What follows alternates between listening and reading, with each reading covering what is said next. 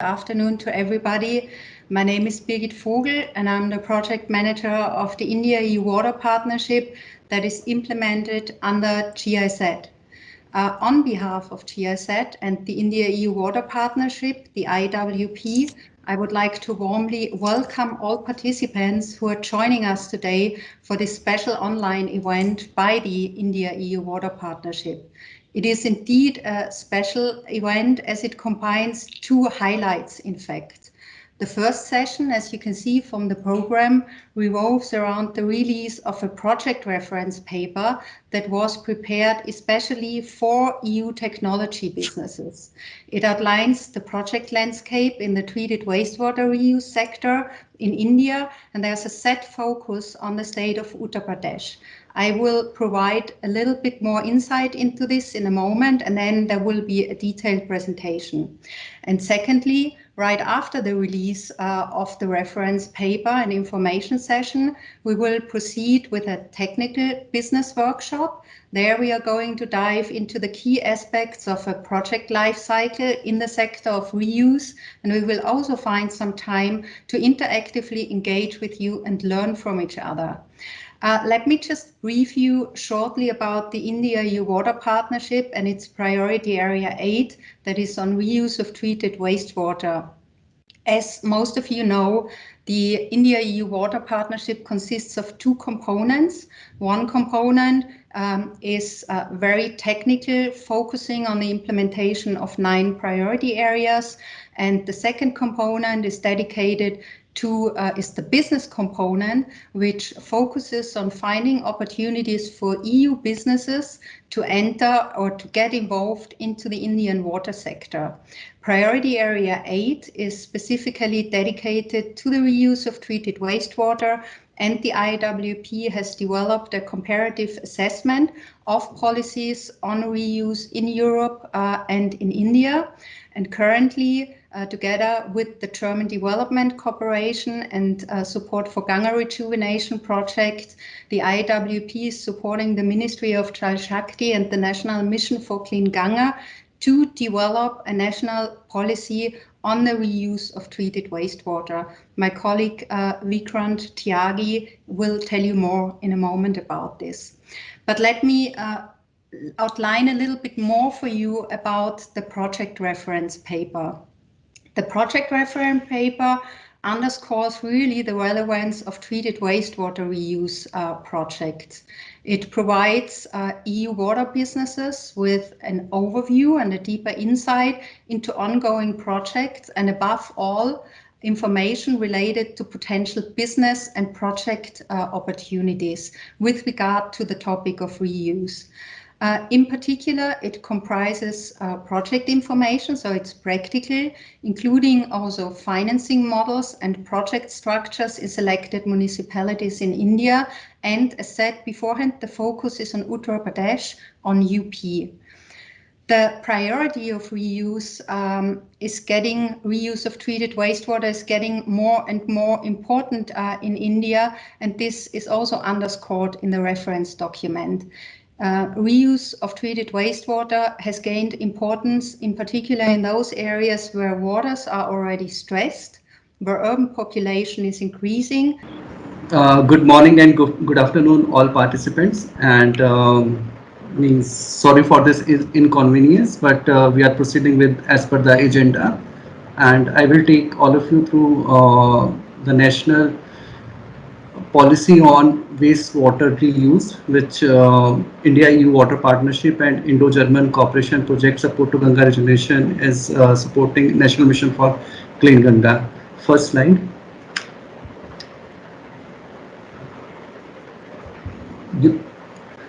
So, National Mission for Clean Ganga is steering a process to develop the national policy for treated wastewater reuse. And as mentioned by my colleague, India-EU Water Partnership and Support to Ganga Rejuvenation Project under Indo-German Cooperation is supporting National Mission for Clean Ganga in this consultative approach to make a national policy. So this policy, there will be two framework in that. The first one will be the policy identifies the commitment and action at the federal level to underpin, support, and facilitate implementation of the treated wastewater across the country. So the responsibilities of the lies with the Ministry of Jal Shakti will going to be there. And on the second part, it will provide a model framework for the state to consider in the development and enhancement of their policies. So there are certain states in India where state policies are available, but however they also feel certain challenges because framework at the federal level or the central level is not available to guide and to steer the entire process. So through these two parts, it is we are hopeful that when policy will be at place, this challenge will going to overcome, and reuse of treated wastewater in India will going to be uh, component which will going to have these three goals. First is to reduce the pressure on the scarce freshwater resources. Second is to reduce the public health and pollution, and how to go ahead with the environmental aspects or the ecosystem services which environment provide as a whole, and finally to achieve economic benefits by adopting a circular economy approach. Judith, I am audible. Hello. Judith, Yes, I am you. audible. Yeah. Can I have the next slides, please? So it is also expected that the policy will lead to the development of guidance material on successful business model and create a enabling environment for innovation in technologies and also in the institutional arrangement. So when we look on the certain key issues which will going to be addressed by the policies is like the mandatory use of treated wastewater. So if we see the Indian landscape or the states, there are certain states where such policies are existing, and these are the progressive states where treated wastewater reuse is basically used for industrial and agriculture purposes. But at the same time, challenges are existing. So the national policy will going to oversee this thing, and then how a mandatory provision to the type and scale of water reuse can be ensured. This trial will going to be taken care through this policy. Then the second thing is like the policy will going to have the water quality standards.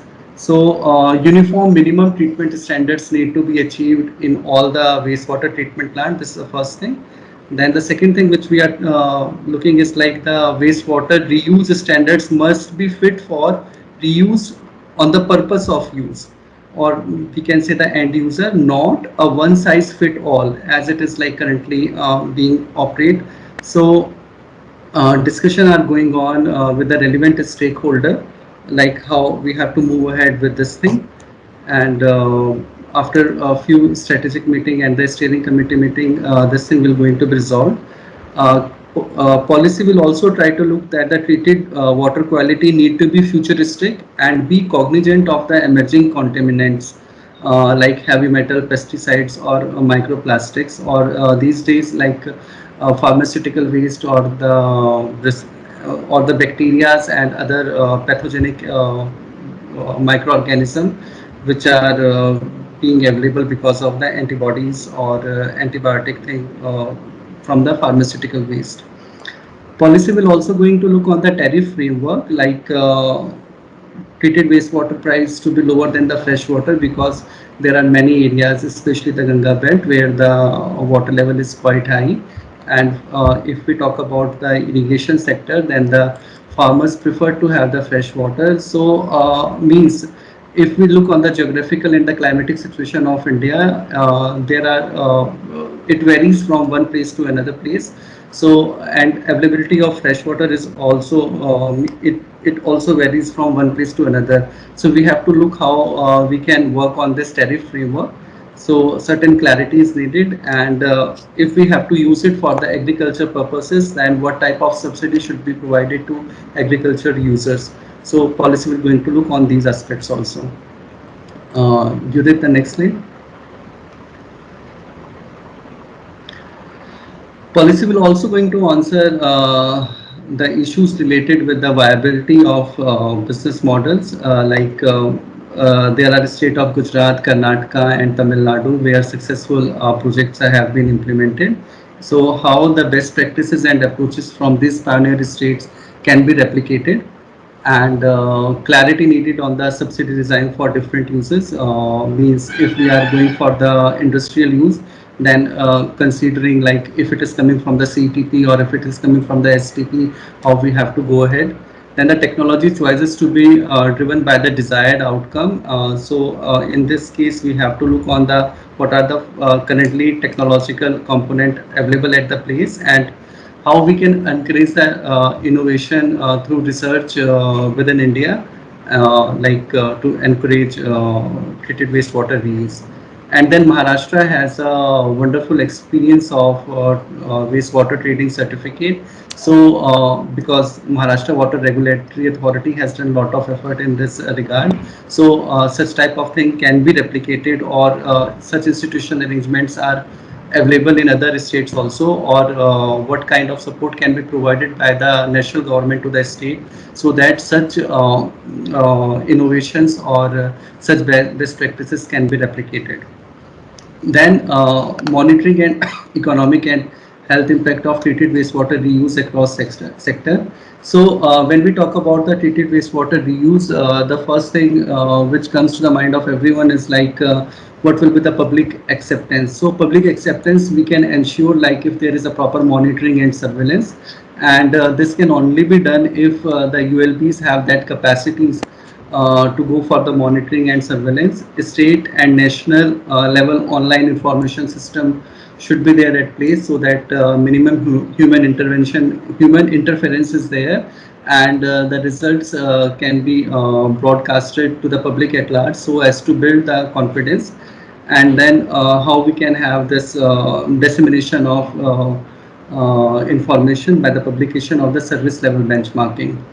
Then finally, is policy will also going to look on ensuring compliance. So compliance with the quality standard, performance target, and then how all these things can be clubbed into the business model, so that the objectives can be achieved.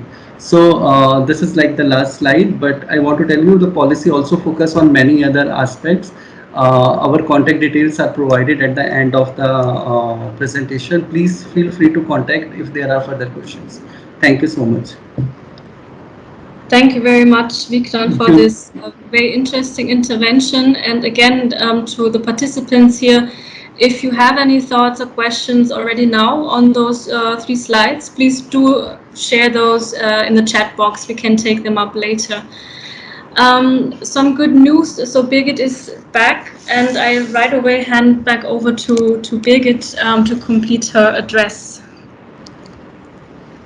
Yes, thank you, Judith, and welcome back to everybody. Unfortunately, I had a power cut, and I hope this doesn't happen again. But if I disappear, you know what happened. But I simply continue where I stopped beforehand, where I gave a short introduction into the project reference paper that is going to be launched today, saying that it intends to give EU water businesses a deeper insight into ongoing projects and provide information related to potential business and project opportunities with regard to the reuse, and with a special focus on the state of Uttar Pradesh.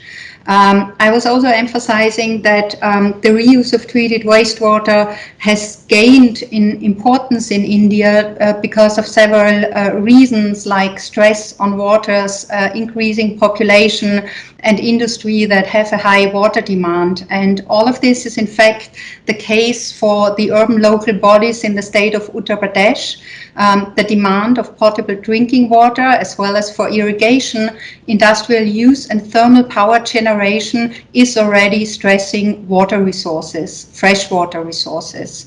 So, however, I also would like to flag that several ULBs across UP have substantially enhanced their water treatment and distribution infrastructure, and others have adopted new and innovative financing models through novel PPP models. I would like to highlight as well that the reference document is particularly tailored for EU water businesses, but of course not only for them, but also to a wider target audience. So I'm really looking forward to share the copy with you today after the launch.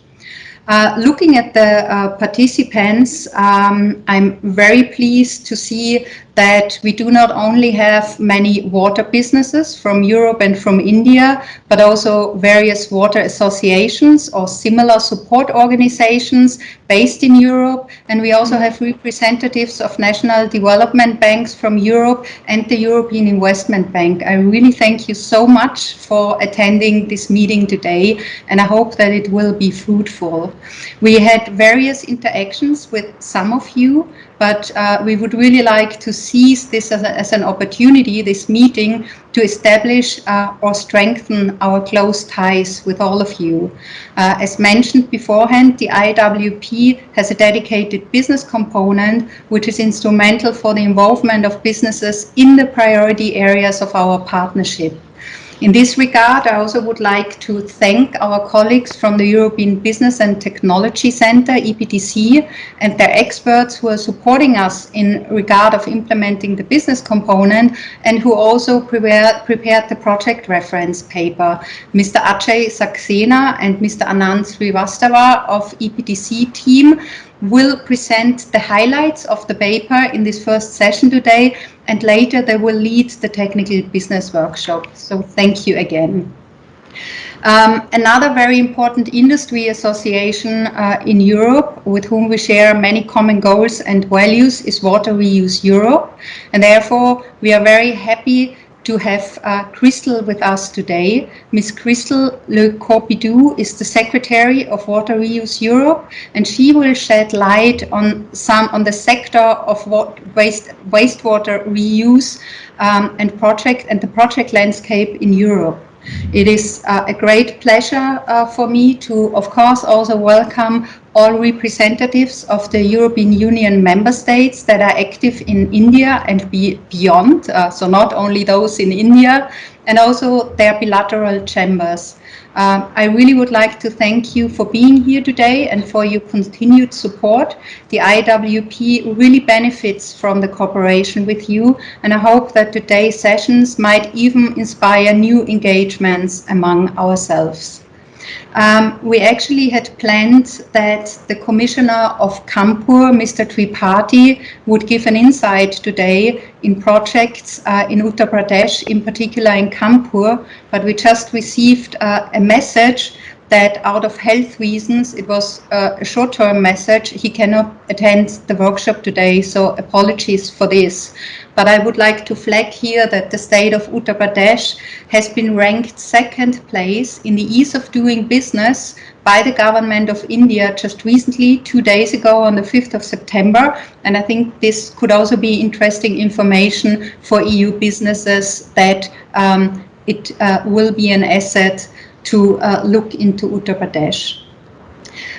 Finally, I would like to cordially welcome our partners from the National Mission of Clean Ganga, in particular Mr. Maturia, who is also going to contribute to today's program today. Thank you for being here with us, Mr. Maturia.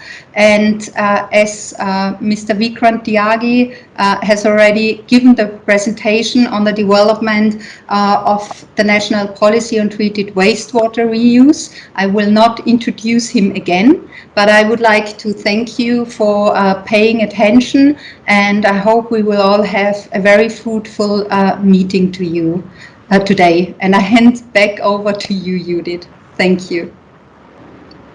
Thank you very much, Birgit. And with this handover, I right away introduce the next speaker. We are very happy to have her here today, Ms. Christelle Le Corpidou. As Birgit has mentioned, she's the Secretary of Water Reuse Europe, which is the industry association for the European water reuse sector.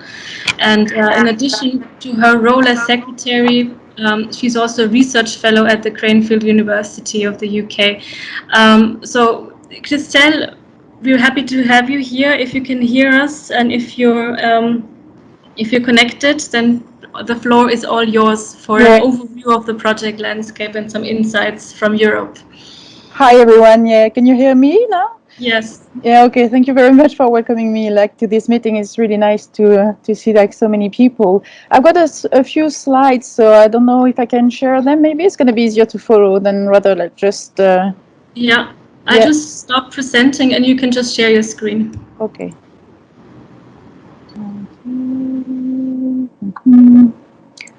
So if you could turn off micro. Sorry, just I'm not used to Microsoft Teams, so I'm trying to find where. Okay. So can you see it now? Not yet. Not yet. It might come up any moment. Does it work now? No, we cannot see it yet. Okay. Sorry about that. I've shared it.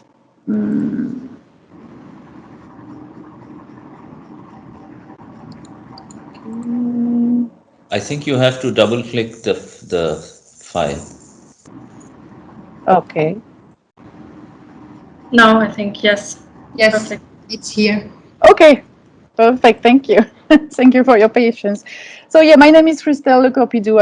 As Judith said, I'm the Secretary of Water Reuse Europe. So just a quick word about Water Reuse Europe, which is the industry association for companies and organizations involved in Water Reuse Europe in general. And our aim is to create a collective identity for the European water reuse sector, having a focal point for nurturing innovation and best practices, and of course an association to stimulate the growth and competitiveness of the sector. So I've been asked to give you a quick overview in 5 minutes of the European water reuse sector. So it's going to be quite challenging, but I'll try my best. So just before we start, just a quick overview of the situation in Europe. It's quite complex, actually, and as probably in India, water resource availability and demand are highly variable across region and even across individual countries. So this map here of Europe highlights that water scarcity issues are no longer specific to, for example, the southern hemisphere countries. Several regions in Europe are suffering from water stress issues and face difficulty balancing water supply and demand. So, for example, by 2017, 17% of the EU territory was affected by water scarcity issue.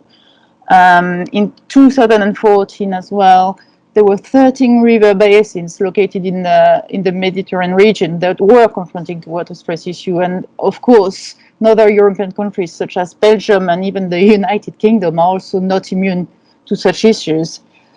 In this region, it's the high population density and intensive agricultural and industrial activities that are leading to the overexploitation of freshwater resources, and they are putting the sustainability of water supply at risk. And by 2030, the EU is predicting that probably more than 50% of the river basins will be affected by water scarcity. So in this context, water reuse is now widely recognized as a suitable strategic water management option, and then at both national and European level. However, as highlighted in one of the recent UN development reports, wastewater remains an untapped resource, and despite 90% of the EU population being connected to wastewater treatment plants, there's only a few countries in Europe that report reusing treated wastewater on a regular basis. And overall, only 2% of treated wastewater in Europe is reused. So that's a small percentage for us. So recently, this has led to the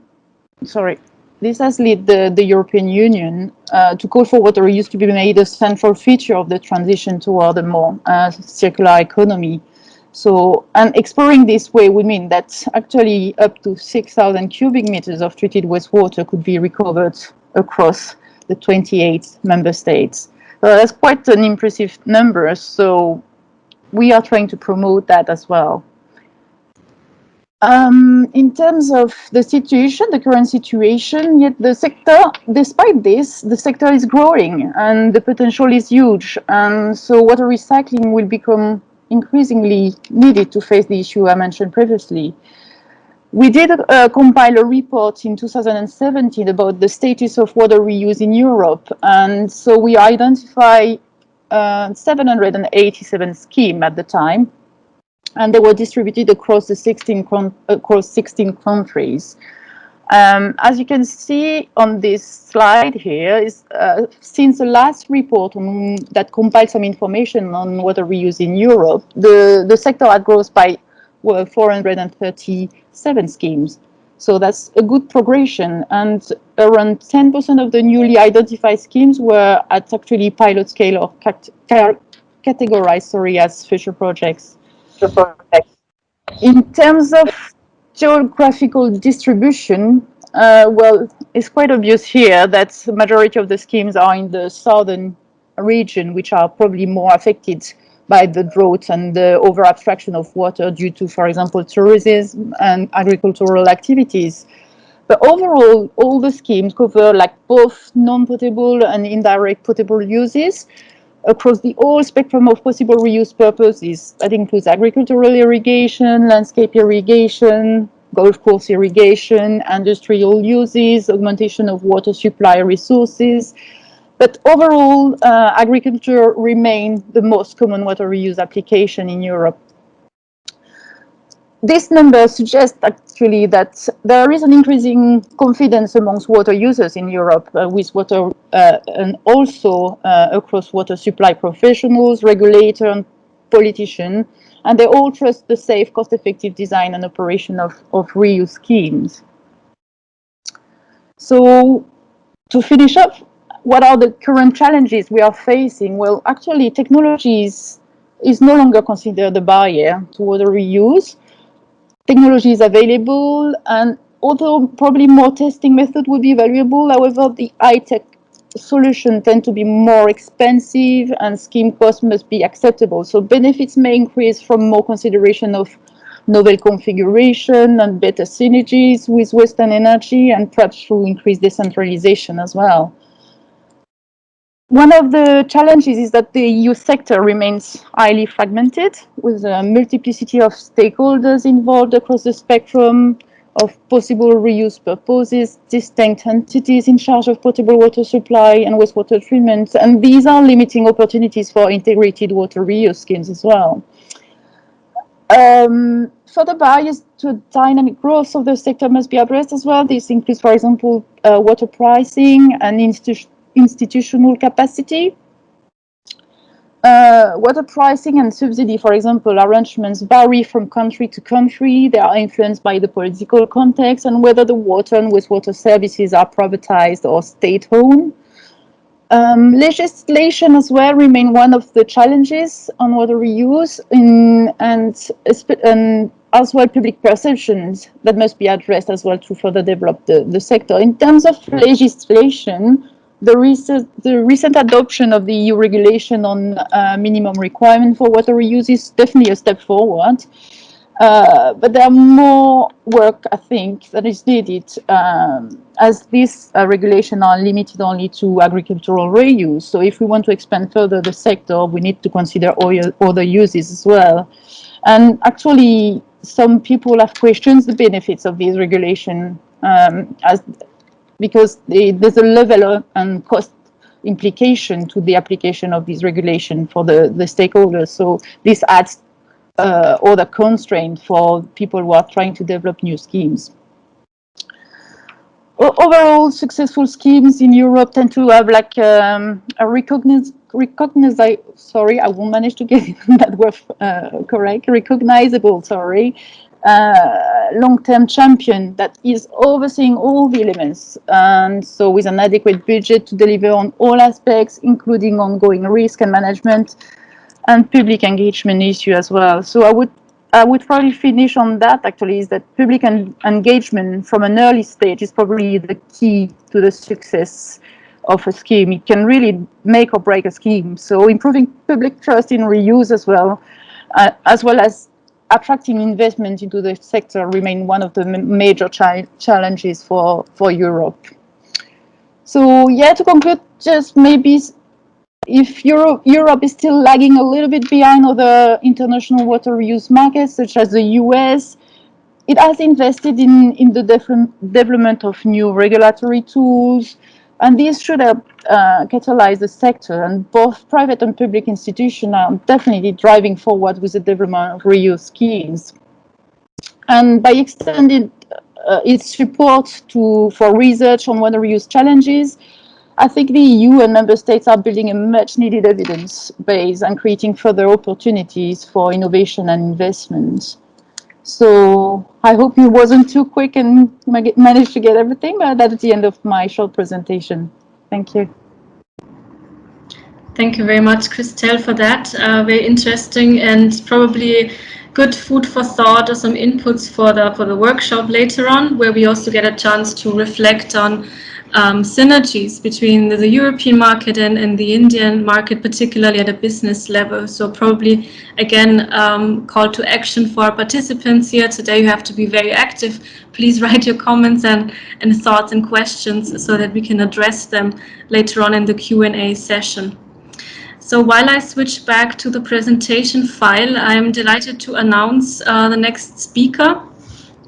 As Birgit has already shared with us, unfortunately, the Municipal Commissioner of Kanpur is not able to join us today due to some unavoidable emergency that came up short notice. So without any further ado, I'll now introduce Mr. D.P. Mathuria, the Executive Director Technical of the National Mission for Clean Ganga, NMCG. And we very much look forward to your contribution and to your insights, particularly on the treated wastewater reuse in India, policy landscape and NMCG perspective on that. Thank you very much for joining us, and right away over to you, sir.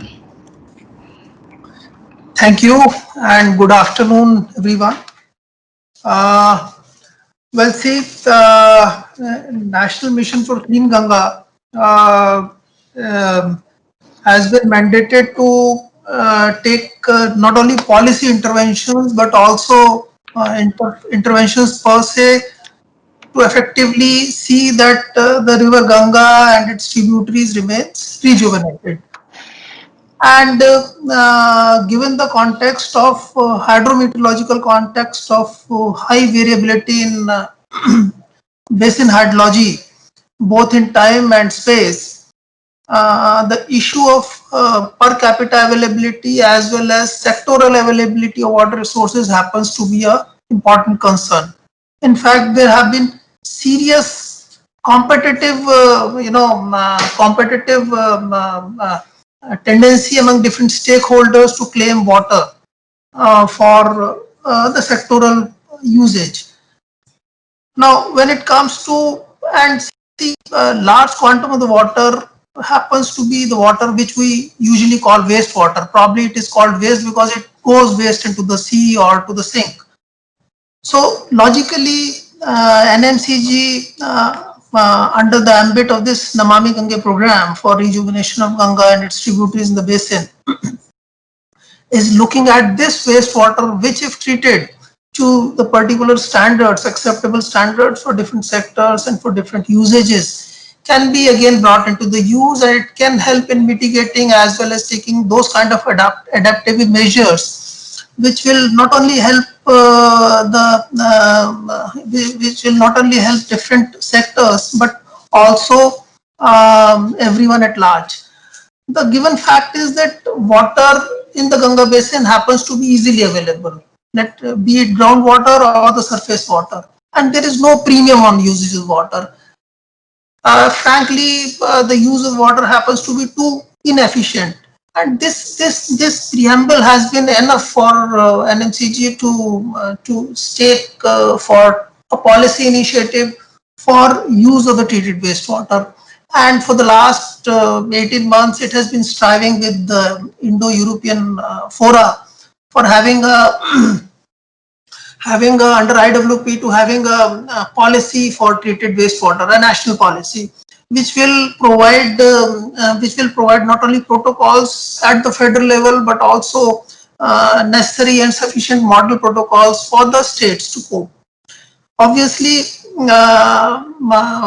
presently we look at water use and wastewater reuse.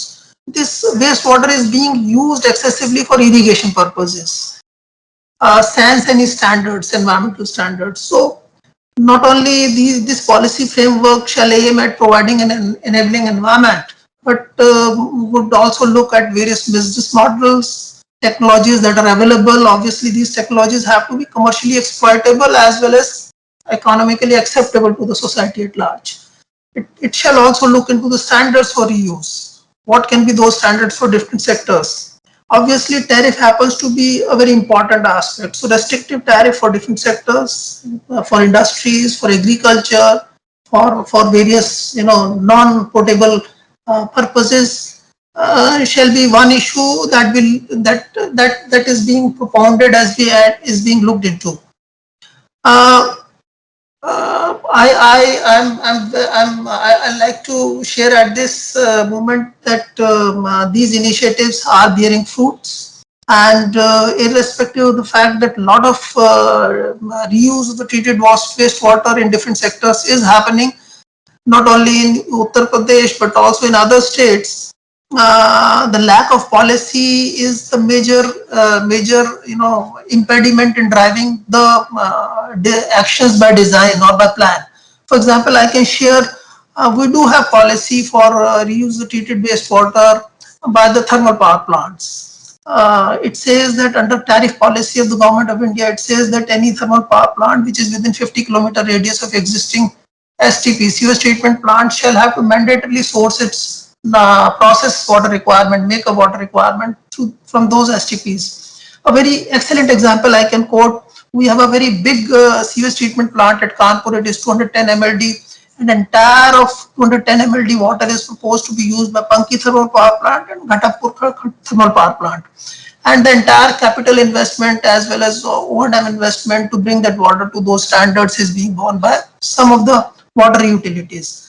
And a large program is already underway with Ministry of Power to see that these thermal power plants happen not only to deploy efficient use of water but also source the water. Then coming to other sectors, for example, agriculture, which happens to be the major user of this treated wastewater. The kind of infrastructure projects for carriage of this wastewater from the point where it is produced that are being taken up. As I've said that one of the major impediment is lack of the policy at the state levels. Interestingly, we do have some of the states which have got very good policy. For example, Gujarat, for example, Haryana, which is a draft policy, for example, Tamil Nadu, and few other states are following. So once this will be having a national policy, it will steer the way forward for the states to adopt such a policy. At this juncture, I'll also like to mention that it may be incorrect to say that we don't have any nationally driven agenda to promote reuse of the wastewater. National Water Policy of 2012 does specify not only the situations in the cases, but also what kind of standards that should be adopted for reuse of treated wastewater. So within the ambit of the National Water Policy, which is an accepted document in the national level, this treated wastewater policy shall catalyze the entire environment and obviously will help in augmenting the precious resource that is water. So I'll stop here and I'll thank everyone here to have been patient to listen to me. Thank you. Thank you very much, Mr. Maturia, for sharing these insights with us. And then I think we couldn't have a more perfect introduction now to the project reference paper, which can seamlessly continue from where you have left off. And with this, I'm pleased to hand over to my colleagues, Mr. Ajay Saxena, who is a PPP expert at EBTC, and moreover, he's also advising the government of Maharashtra, several departments thereof and various agencies, and has tremendous experience in the realm of project structuring and financing and beyond. So Mr. Saxena, thank you very much for joining us and for contributing to this paper. Likewise, I'm very happy to introduce you to Mr. Anand Srivastava, who is a legal expert, EBTC, and also partner at Link Legal, who is, so to speak, the second brain behind the project reference paper, which was particularly designed for EU businesses to get a good overview, a hands-on insight on the landscape of treated wastewater reuse projects in India, in particular in Uttar Pradesh. And with that, I'll hand over to both of you. Thank you, Judith. Good afternoon and good morning to all of you present here. I am with Anand Srivastava from Link Legal as the legal expert, EBTC, would be joining me while doing this presentation. We also take this opportunity to thank two other very core members of our team, Namita and Aditya, who helped in putting this paper into real format, in the real shape. Thank you both. So, as we understand that this presentation would be on for the reference paper, the document that has already been prepared. So we will be dealing with the synopsis of that paper, what all we cover in that paper, and all the details. We would not be going into the details of that paper. The details are available on the paper, and those paper can be read for these specific things. And any questions asked for that, or if there are any clarification sought or something that can be written back to us or to EBTC, we can respond to that. So welcome, Anand. In this small presentation, we will be covering the overview of the paper, which is the kind of executive summary or dealing with what is the scenario in India. Also, we will be dealing with the project structures, various project structures under PPP and non-PPP also available in India and being exercised, being practiced with the available technology. There are so many technologies that we are trying to do the projects. The project is very specifically mentioning the scenarios in Uttar Pradesh, so the brief, what is being happening in Uttar Pradesh, and also that what is the scenario of UU. So any which ways which has been dealt in greater detail by the other experts today, and this would be a very small effort from our side to show what we understand the EU businesses or the EU best practices, what is happening. Our main effort in this whole paper is to marry the two parties. The parties are one at the business makers, the technology providers, the operators, the developers, at the same time the authorities who want to do the project. So there is a demand and there is a supplier who can fill the demand or who can fill the gap. Our effort in this whole presentation and in this whole paper is that although that we are having lots of technologies or some different types of technologies for different purposes, as Dr. Vikrant also stated that one solution fit for all might not be a good idea always. So where all the EU businesses may be having a whole set of different technologies, and which would be very, very specific to the situations, even if it is for 1 MLD or if it is for 100 MLD or 500 MLD also. So that is an effort that we have done, and we see that it lives up to the mark. Next slide, please, Judith.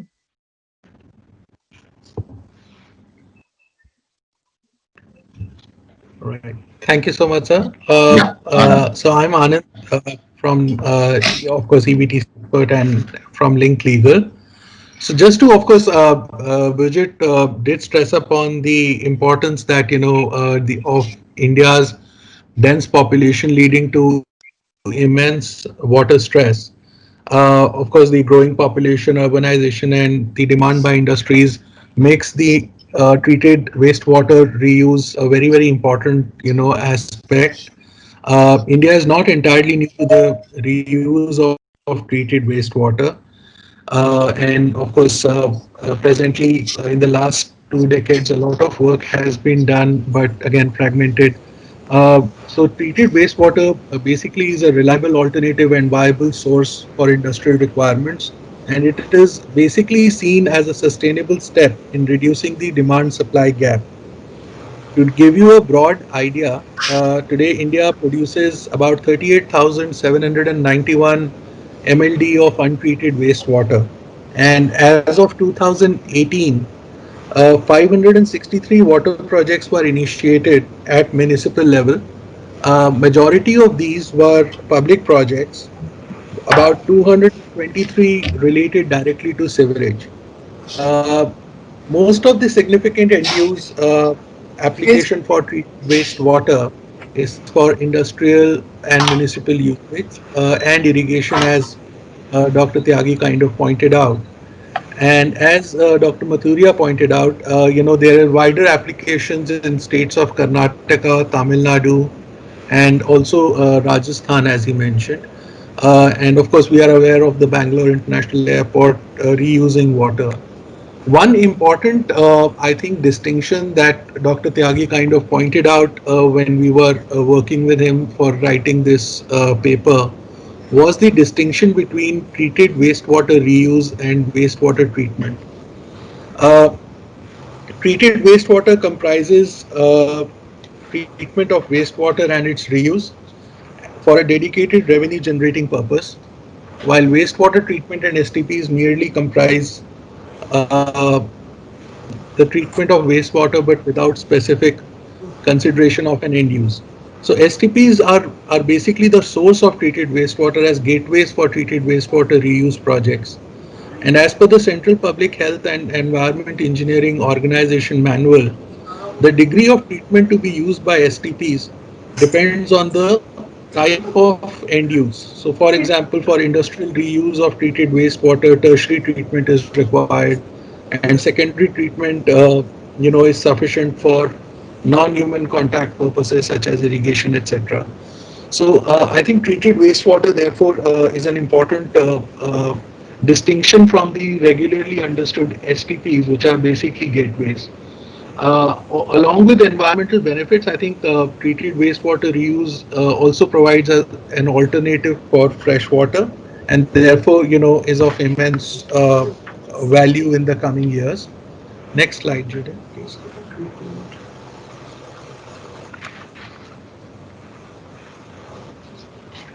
Right.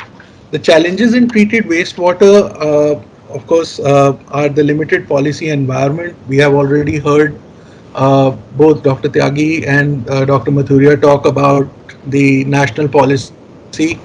In fact, Dr. Mathuria did mention about the earlier national water policy controlling the field until now. There is also the lack of incentivization.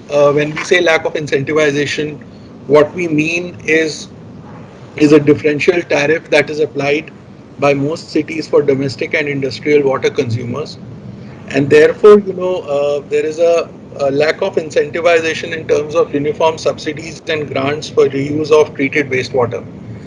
Uh, there is, of course, the issue of no standardization of quality of water. We have already heard about quality of water. There are no consistent standards applicable to the end users that we have, and therefore, different ULBs are adopting different standards. And lastly, the most important point is the poor sewerage network capacity, and therefore, the conveyance system itself is a problem. Uh, Today, we also see the issue of other issues such as cost efficiency, socio-economic, cultural barriers, which was just tested, like irrigation purposes. Farmers are not willing to pay more for treated wastewater, so that is obviously a concern going forward. A treated wastewater sector in India shall usually benefit from EU technologies and the businesses, as they will share knowledge, expertise, and O&M skills, and provide app technology and improve uh, the existing technology. Next slide, please, Julia.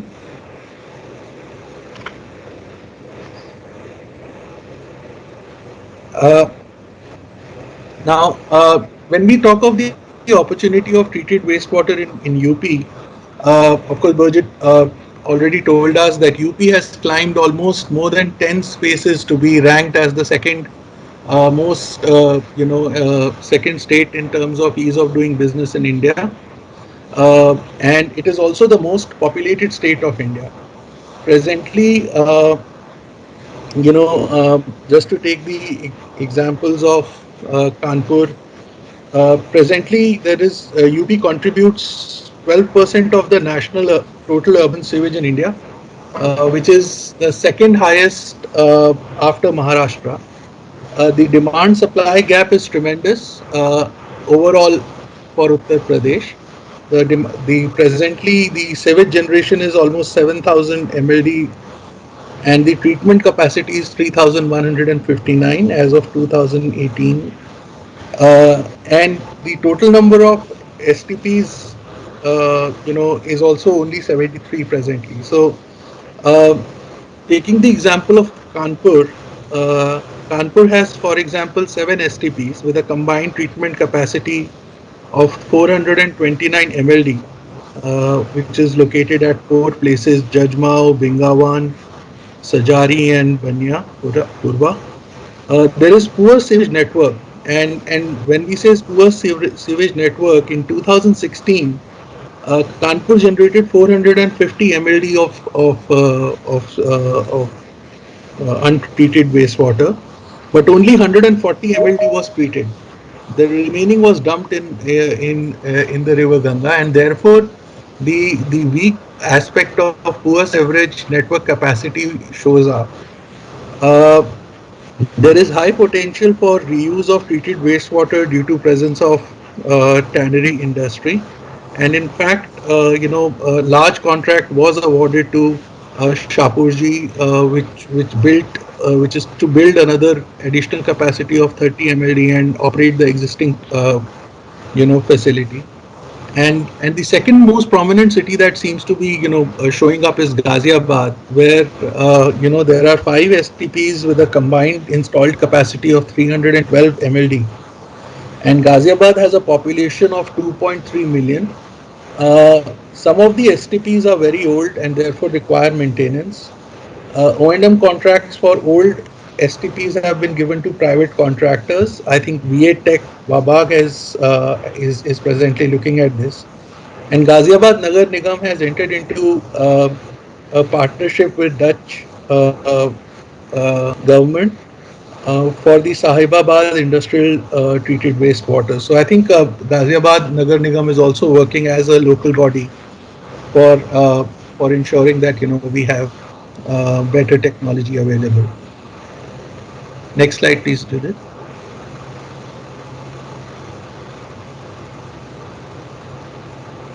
Ajay sir.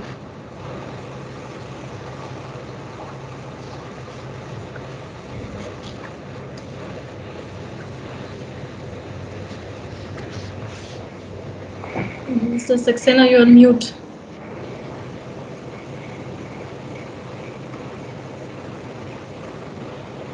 Okay. Thank you, Anand. I'm sorry. Didn't realize. So there are different project structures for different scenarios. We are currently operating in India. There are PPP projects. There are non-PPP projects also. Within PPP, we have several sectors, substructures, and in the non-PPP also, we have the EPC, DBO, trade contract as well.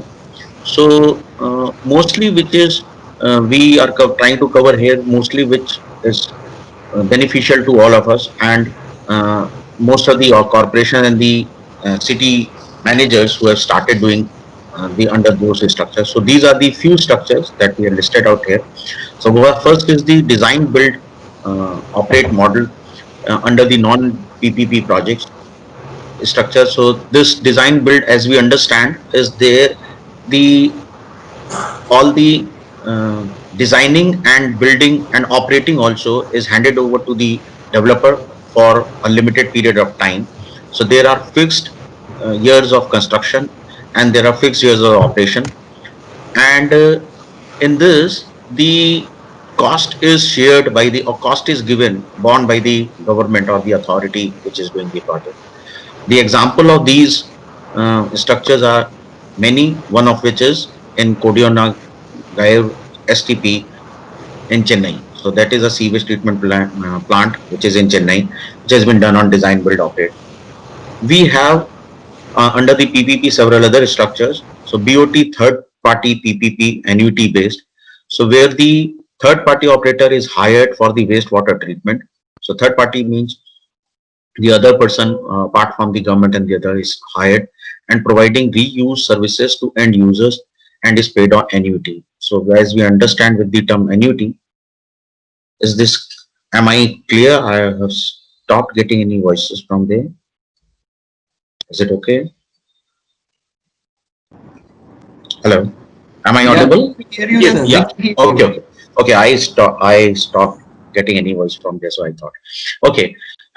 So this is where so the instead of doing the capital expenditure and operational expenditure part payment in the at the time when they incur, it is basically annuity contract which is wholesome on the life cycle cost of the project side basis. The developer bids for the annuity installment and the lowest installment gets the project. One such project which has been designed here on such a structure is Kolhapur and Kolhapur STP in Kolhapur in Maharashtra. BOT end user PPP is where the there is an identified end user and he takes care of the project where we appoint, the government appoints a person, a developer and the operator, and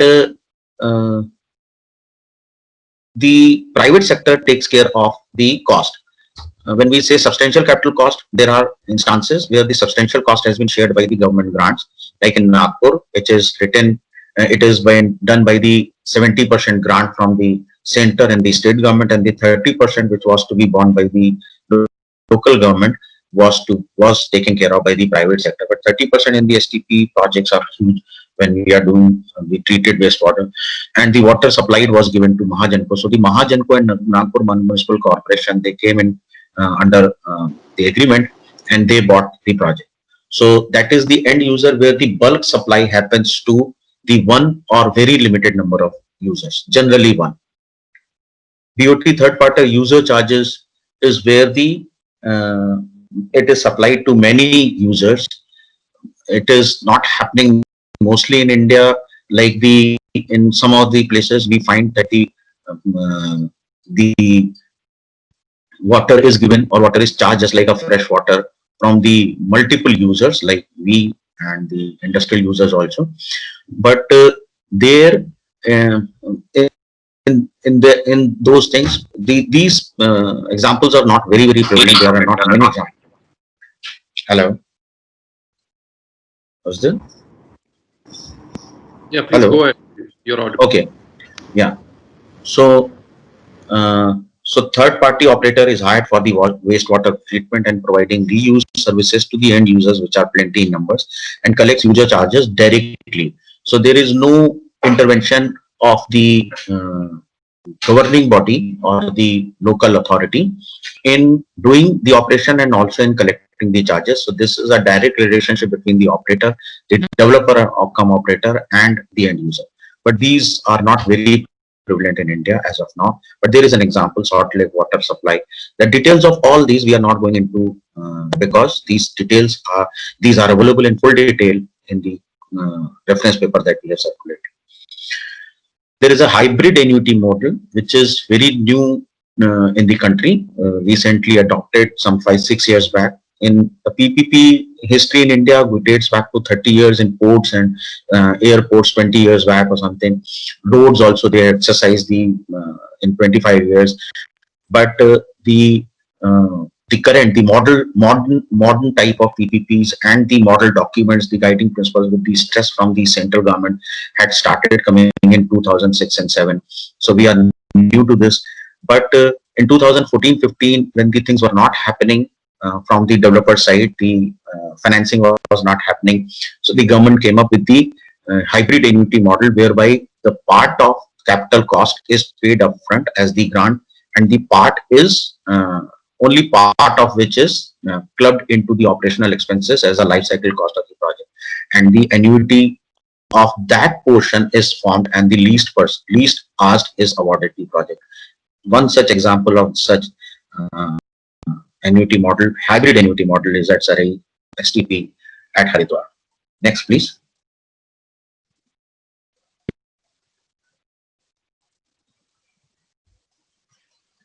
Yeah, and there are these many technologies which are being under use. Activated sludge processes, most of you must be knowing about it coming from the technical backgrounds. I might not be able to do all the justice to the technologies that are being done here, but these are the technologies that we are trying to use in the projects at different levels at the different locations.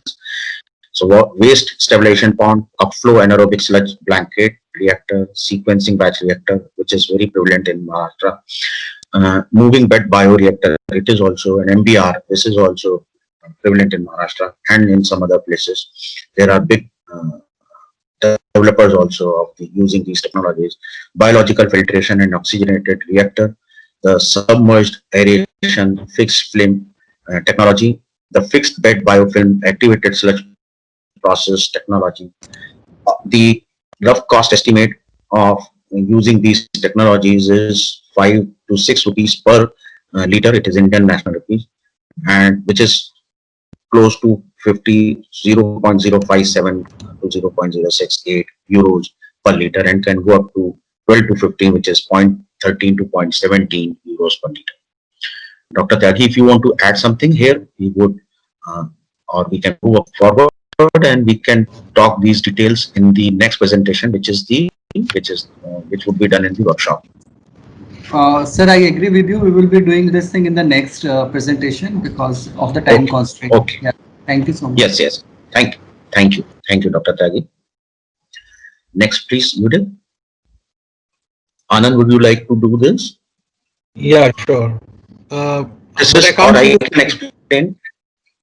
Yeah, sure. Okay, Go ahead, no problems. sir. I can explain. No problems. Yeah. So in India, and I think in most of the cities all over the world, the water is a state subject and further down to a local city subject, or Nagar Panchayat, or a local body, municipalities as we call them. And then this is that subject till the time for the state purposes like irrigation, for the or some other sectors like which state directly deals with. So we have the 3-tier structure in our country for most of the sectors, and for most of the projects, most of the things are being done on these particular structure. So there is a central government. So as Dr. Mr. Mathuria has also said, he comes from that Nawami Gange. So they would be having a guiding principle document. There would be a policy. There would be incentives. There would be regulations.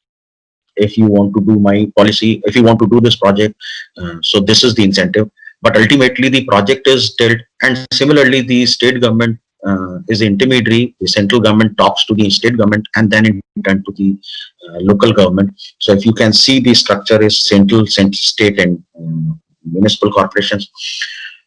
Directly, the constitution does not provide a direct mandate. If a local municipal corporations in India are the elected bodies directly by the people of the city, and they have their own structure within it is just like a parliament for the city. So most of the cities in Europe and the other US and the other countries they are also having the similar structure.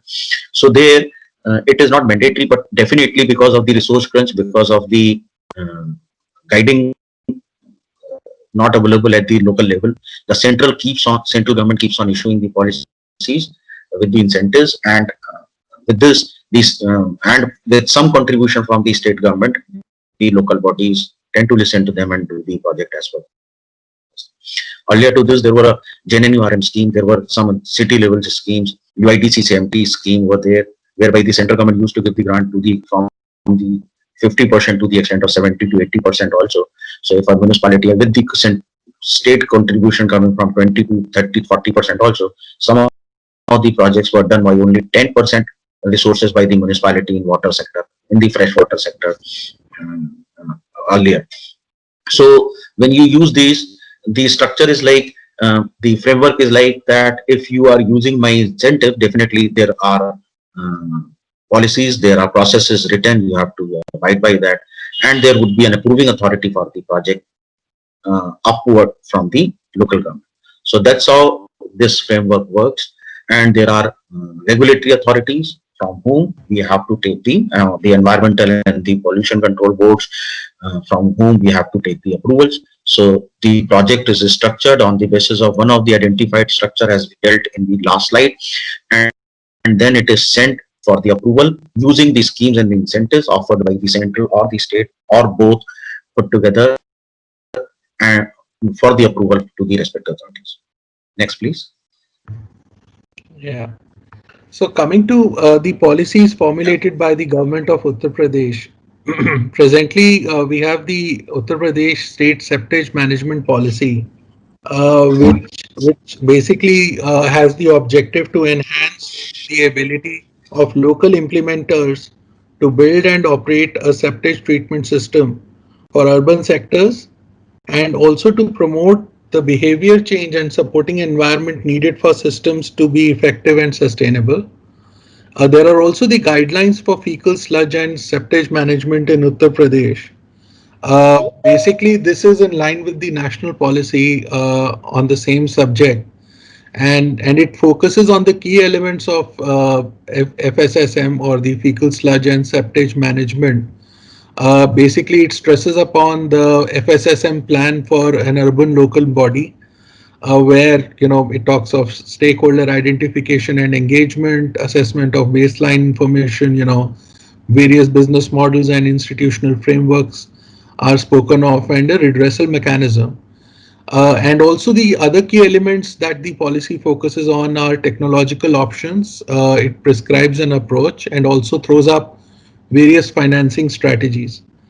And as we did hear from the experts earlier in the day today, that the government of Uttar Pradesh is in the process of formulating its own treated wastewater reuse policy. Presently, the gaps in policies, of course, are that there is no separate policy, and the policies do not define effective technology and water quality standards. These aspects we have already heard from the experts. The opportunities for the European Union businesses are therefore, significant, given that there is an easy access to Indian market through the help of the Indo-European Water Partnership, and there is already a lot of data and knowledge that this group has amassed. There is improving ease of doing business. I think Burjit already emphasized that. There is increasing demand of technology. The governments are becoming faster and more nimble in terms of adapting to new technology. And of course, there is a immense need for O&M skills and also for training and expertise in the treated wastewater sector. So I think the scenario in Uttar Pradesh therefore calls for a good EU opportunity. Next slide, please, Judith.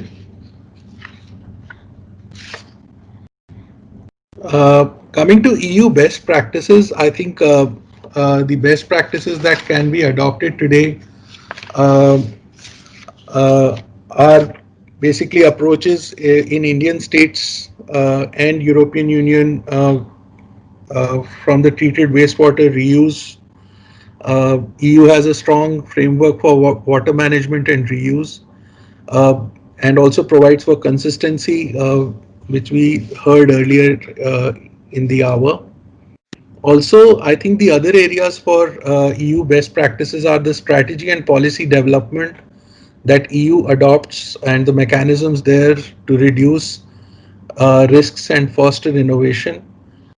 Speaking of quality standards, we will of course speak in the next hour about how fine elements. Dr. Tyagi did touch upon metals and certain distinctions that in terms of quality, while they are very similar, the European and Indian standards, but when we talk of quality, there are certain distinguishing facts where the Indian policy is deficient, and I think there's a lot to learn there.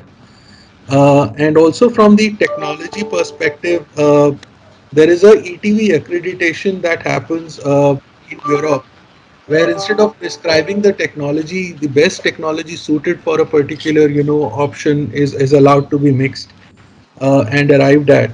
And of course, at a national, of course, EU level, consistent standards are also something that I think India can immensely uh, uh, gain from. Uh, Next slide, Judith.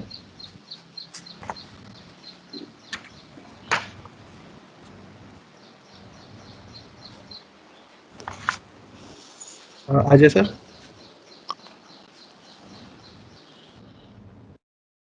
Thank you, Anand. Thank you for taking us to the conclusion. And the concluding part of it is if we reach, if we know that where all the things are happening, we know if we go specifically to UP, which all the cities to look forward to, which all the projects which are coming up, and also the structures under which we can do the projects.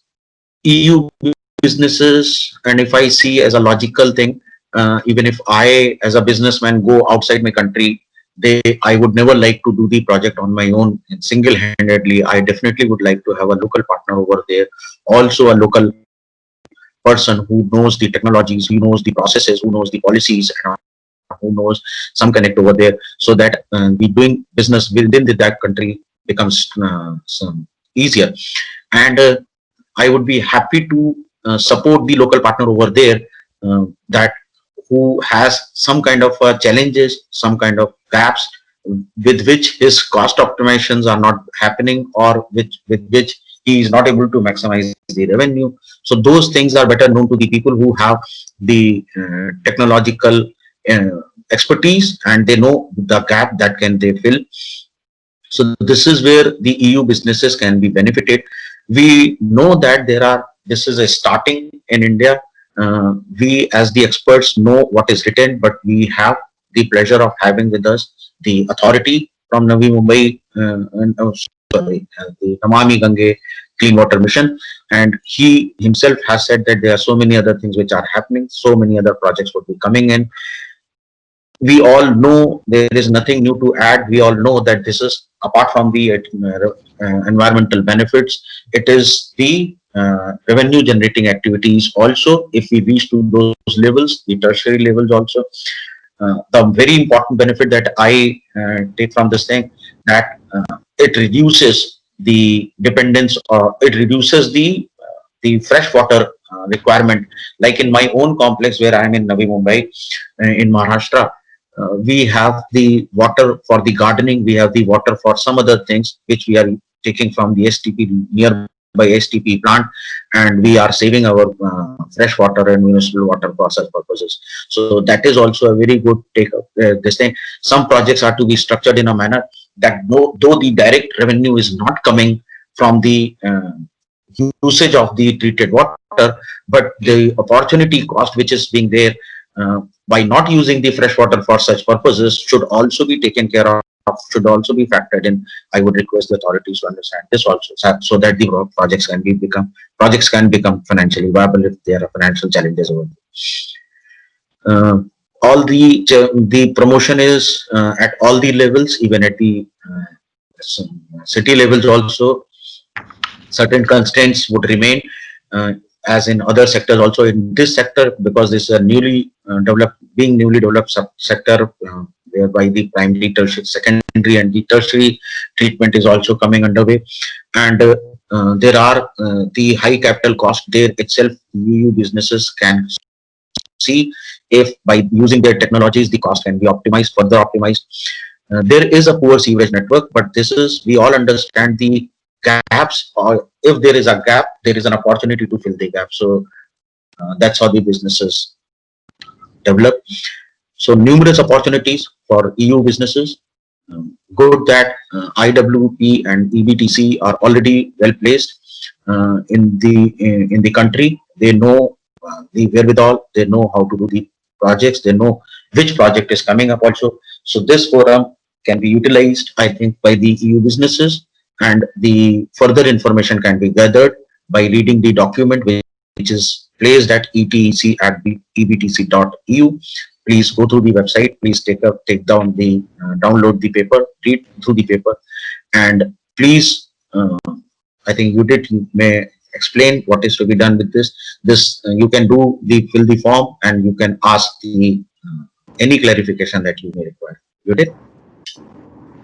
Yes, thank you for that notification. Indeed, all of you who are joining us today will receive the copy of the paper, and you will receive the link to this interface, which is helpful especially for European water technology businesses as well as business support organizations. So you will get information after the session to register here.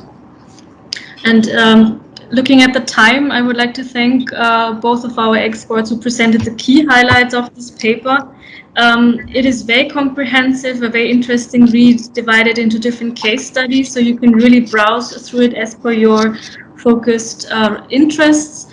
And I would only recommend you to have a look and go through it. It might be really helpful, and we all look forward to your comments and feedback. So you can submit your feedback if you have any in writing to us, or you can also, as you would see from the feedback link that you would receive in a minute, you could also schedule a meeting with the business team of the India-EU Water Partnership to engage along these lines, and then maybe see if and how we can support you. And now comes the time, probably another highlight, to officially or symbolically release the paper, which is no doubt a bit of a challenge doing that virtually, but we have planned, and at least some of us would have a hard copy of the paper in front of us, in front of the screens. So I'd request all the speakers to please turn on their cameras. And I would also like to invite Mr. Ravi Prakash Arora, IAS retired, who was with the UP government and who is a tremendous help and support to our EBTC business team here, and who has facilitated the interaction with the UP government at various levels, to join us in this ceremony. And please, either with a smile and or with the cover, let us release the paper. And I'll do that myself here. I'll request my colleague Nancy to probably guide us a bit. We'll just take a minute without boring the audience. Birgit, is your screen on? Is your camera on? Yes, it's on. Yeah. I can't see you though. And Varun and Vikrant. Yeah, I can see Anand, I can see Mr. Saxena. Okay. Mr. Arora, I can't see, but probably I'll stop presenting so we have a better overview of the cameras that are switched on. Perfect. And Christelle, perfect. And we'll also smile, and the rest will be photoshopped. So thank you for joining us and helping us release this paper. Nancy, are we good to go? Just a quick sign from your end. Yes. Okay. Thank you very much. I think we have the take, and that would be uploaded as well on eTech, also linked with the IWP website, of course. So all this information would be shared with you after the session, along with the PowerPoint.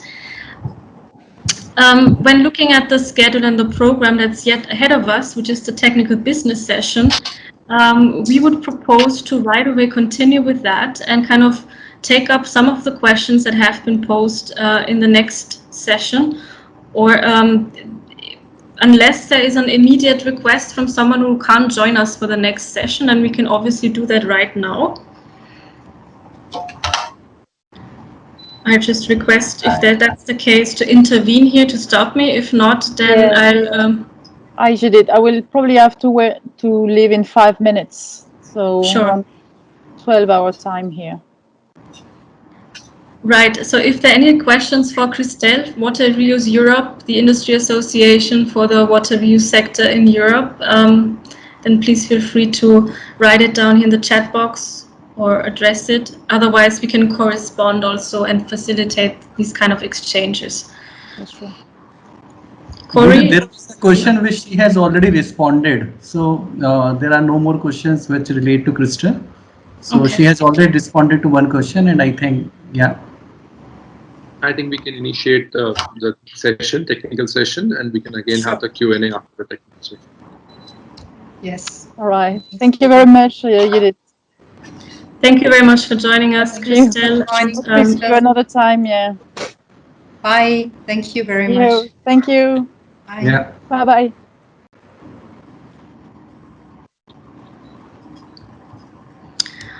Okay, so as per the schedule, there's also a little tea break. Probably you already got your tea in between.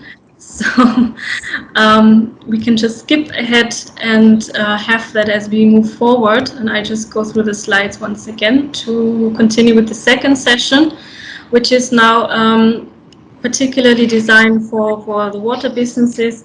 And I'll also request in the meantime Nancy to place the feedback link for the first session in case someone is send it then via email. I guess it makes more sense because I think some people have left already. Okay, so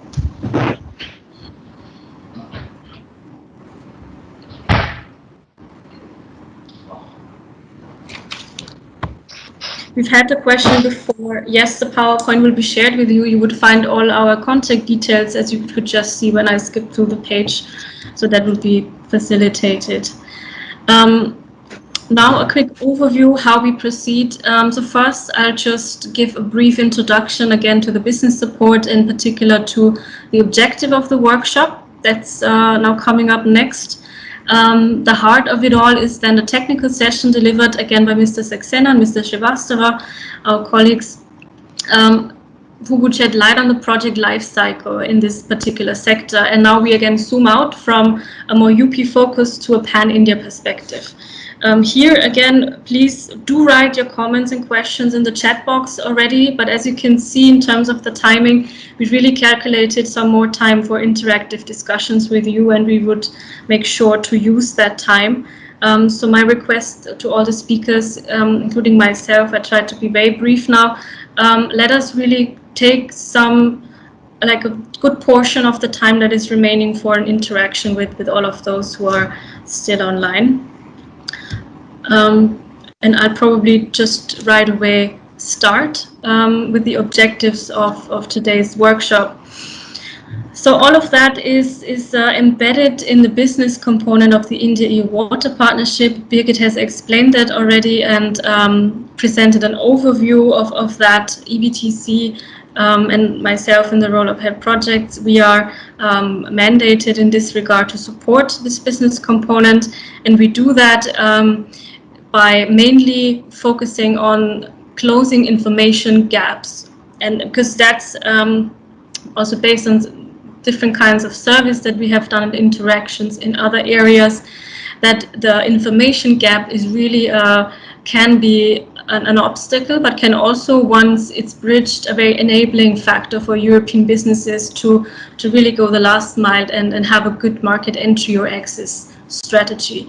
So that is why we really focus as one key objective on providing relevant market insights. And once you have a look at the project reference paper, you would also see that we had this kind of objective in mind when structuring it.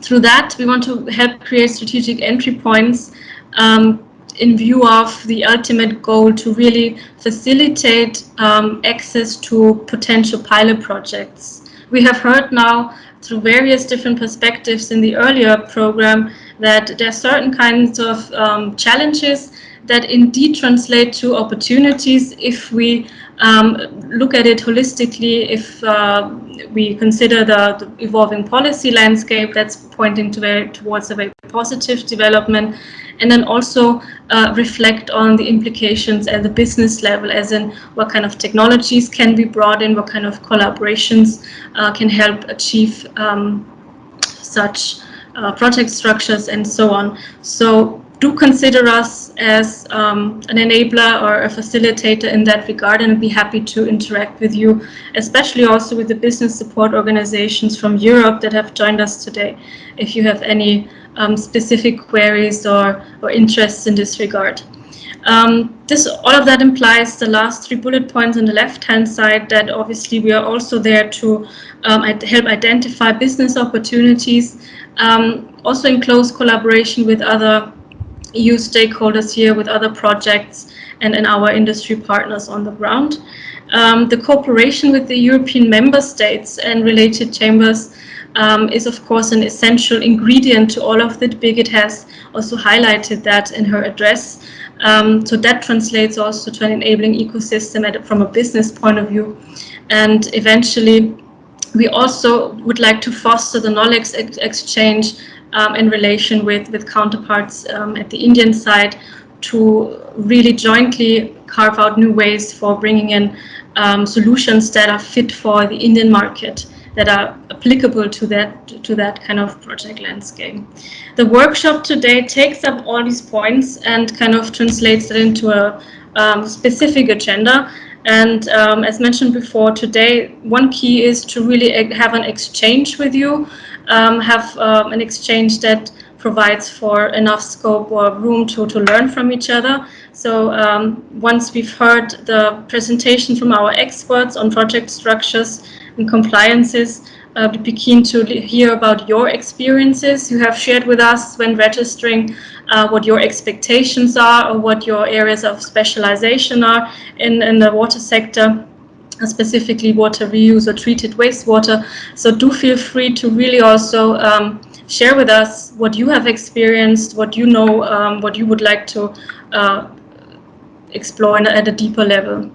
All of that again is linked then to the theme of the workshop, which is the project life cycle. So I would not go much into that detail.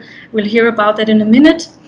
And all of this would be underpinned by a concrete example, so that we now really go vertical and understand on the basis of certain case studies how different kinds of structures, financing models, and so on have already been realized, have been a success, or might not have worked out so well.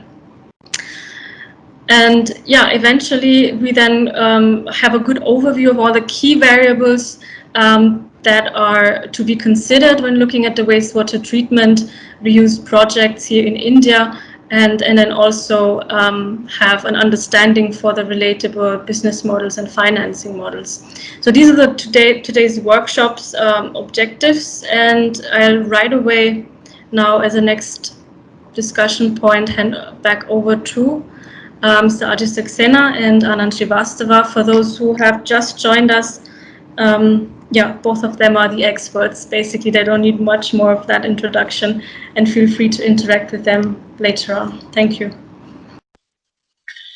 Thank you, Judith. Thank you very much for doing this small background. Now, we would be talking in this particular session about the project life cycle. Can we go to the next slide, please, Judith? Yeah, thank you. Maybe the next slide. So this is the table of contents. That's what we would be covering. The earlier one, please. No, not this one. The first itself, the overview. Just after the overview.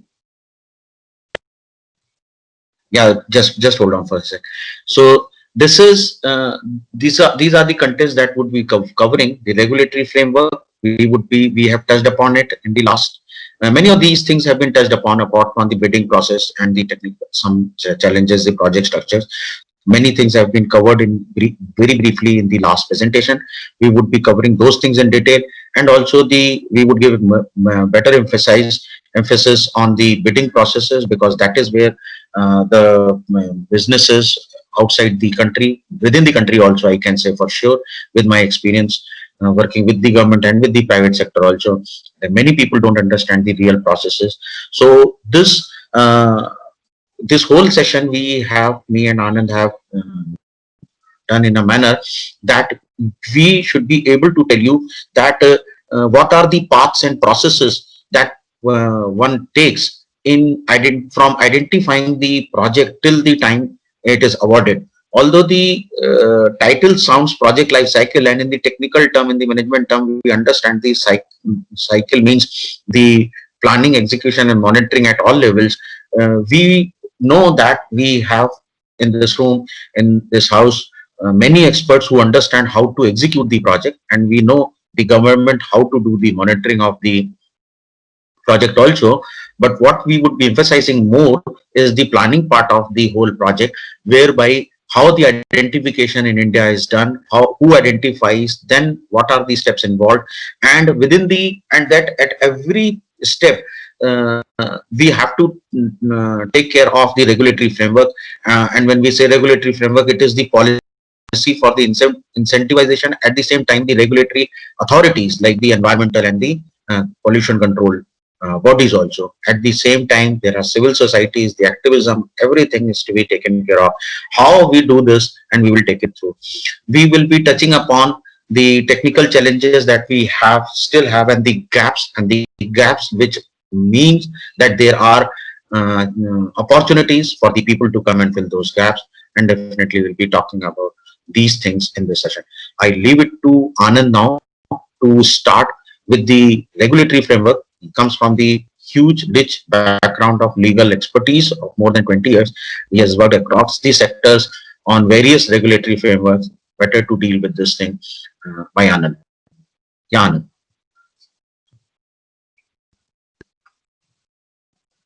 Thanks, Judith. I was on mute actually. Thanks. So I think the umbrella legislations that I think we need to keep in mind are the Environment Protection Act 1986 and the Water Prevention and Control of Pollution Act 1974. These acts overall, kind of control the field.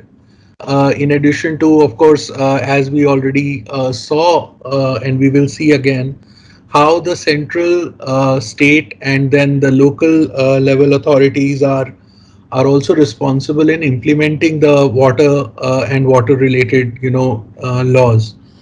There are also the Uttar Mission for Rejuvenation and Urban Transformation schemes such as Jawaharlal Nehru National Urban Renewal Mission and the Namami Gange program, which Dr. Mathuria spoke about, and also the Viability Gap Funding Scheme. Now, these schemes basically are more in the nature of incentivizations. So what happens is that if you were to take benefit of these schemes, there are certain criteria that have to be met, and therefore you become regulated through that mechanism.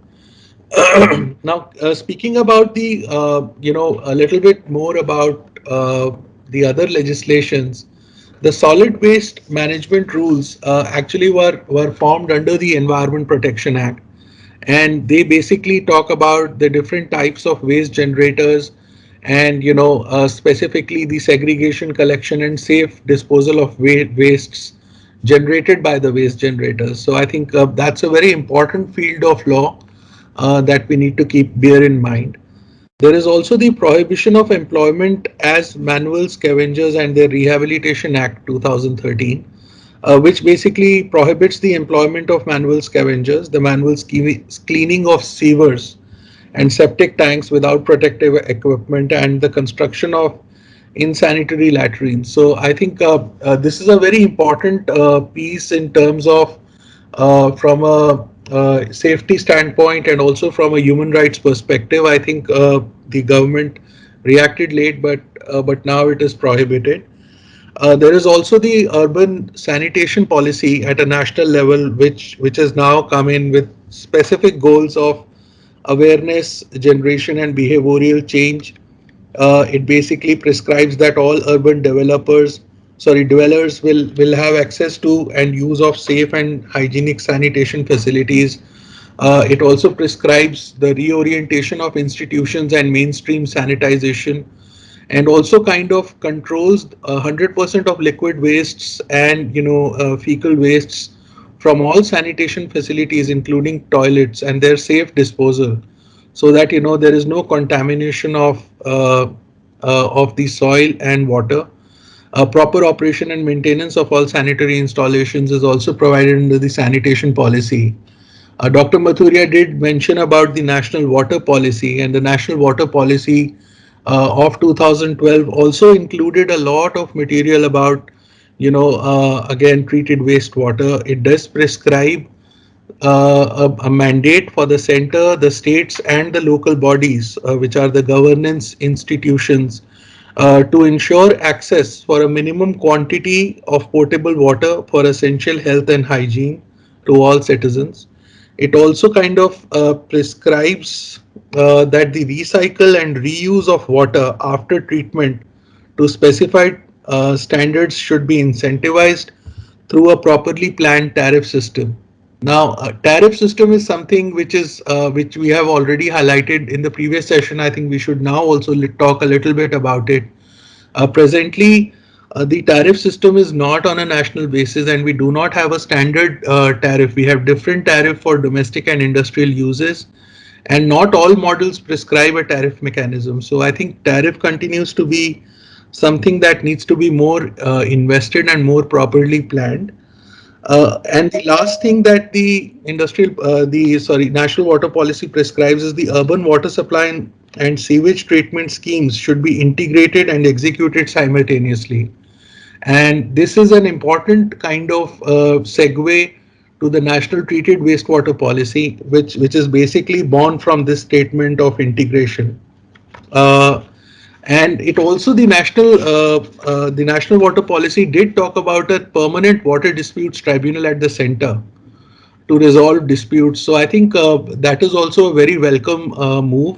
That will kind of also institutionalize and create a expert forum for water related disputes. The national policy of fecal sludge and septage management came in 2017. It provides for nationwide implementation of FSSM services in all urban local bodies, such that safe and sustainable sanitation becomes a reality for all in each and every household, street, town, and city. And this has already led to, in the state, like in the context of Uttar Pradesh has already kind of formed its own FSSM policy and a septage management policy very recently in the last couple of years. And therefore this is a very important piece in the regulatory framework of the country. Next slide, Judith. As we have already spoken, presently there is no central policy to regulate treated wastewater sector in India. The central government is in the process of formulating national policy on treated wastewater. I think the IEWP is working with the GIZ on this. Dr. Vikrant Tyagi, we are very fortunate to have him here. He's practically leading that effort today with Dr. Mathuria. The national policy is likely to focus on the promotion and implementation of treated wastewater and on providing a model framework for the states to follow. Certain states such as Gujarat and Haryana have already formulated their own policies, but then these policies will have to fall in line with the central policy once the central policy is in place.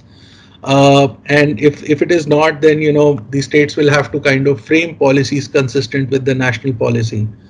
So therefore, from a bird's eye perspective or the meta view on the treated wastewater reuse sector in India seems to be that there is a lot happening. The guiding model documents are being spoken about, tariff fixation principles are being spoken about.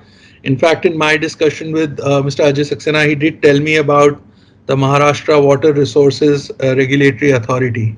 Ajay sir?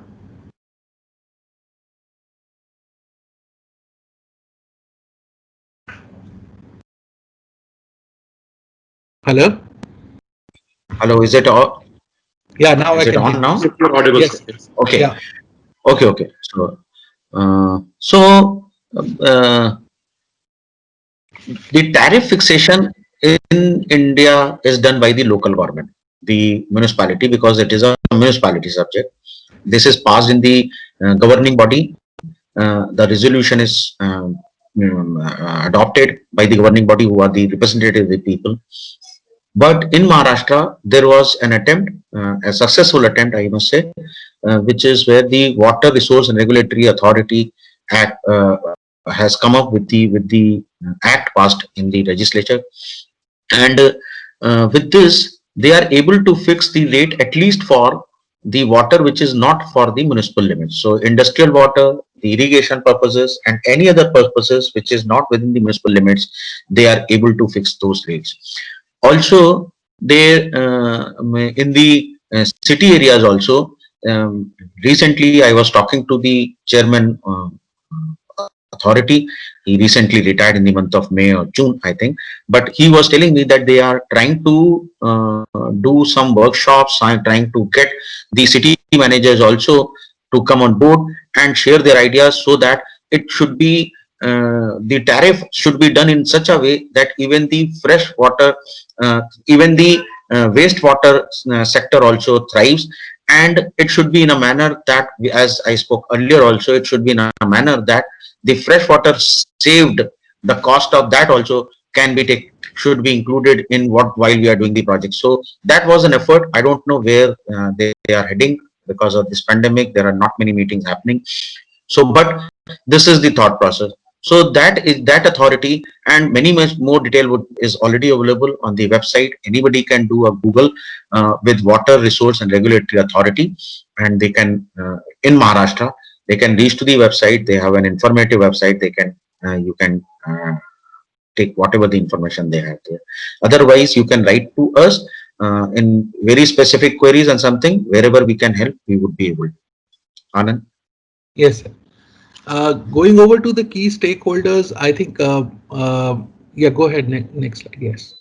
So as we discussed earlier, there are three levels at which the regulatory framework is organized: the central, the state, and the municipal level.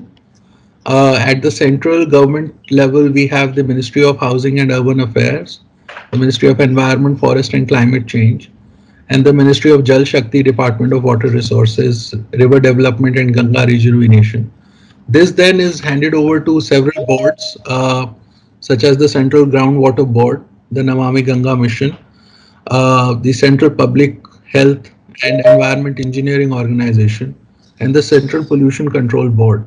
And then, you know, you go to the state level boards, and then you go to the urban water utilities. So that's the hierarchy of the national water, regime.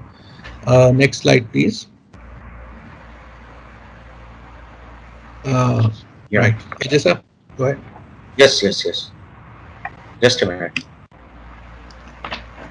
Yeah, okay, I'm on. This time I was checking whether I'm on mute or not. Fortunately, I was already. Thank you, Anand. Yeah. So this is a challenge, like muting and muting all the time, but this time I'm on. So the project life cycle, as I told in my overview slide, although we understand the technical term of project life cycle, but we try to cover project life cycle in the parts of the plan, in the planning portion. And in the planning portion, there are several stages, which is where the this cycle would operate. The managers, the consultants, the developers, the motivators, also the agencies, the authorities, the regulatory authorities, they come in picture. Anand has very rightly shown the last slide where all the stakeholders are there. So even those stakeholders, the permission wherever it is required is to be taken. So this is we would be dealing here the sequence of phases of a project going through from initiation to the execution, and afterwards I know you are better placed and the master of the things, so I don't have to deal many things over there. But we know that taking from the conception to the execution is a huge challenge, not in India but in all over the world, wherever the processes are well done and the democracies are thriving.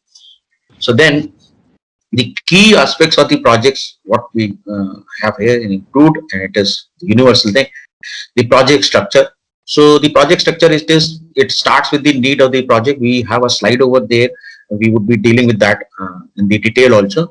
The need of the project, the need is identified, then the need is established into a concept paper, a small project appraisal paper, project paper, which is then approved by the in principle administrative approval is granted, and that after that it is seen that under which structure it should be done.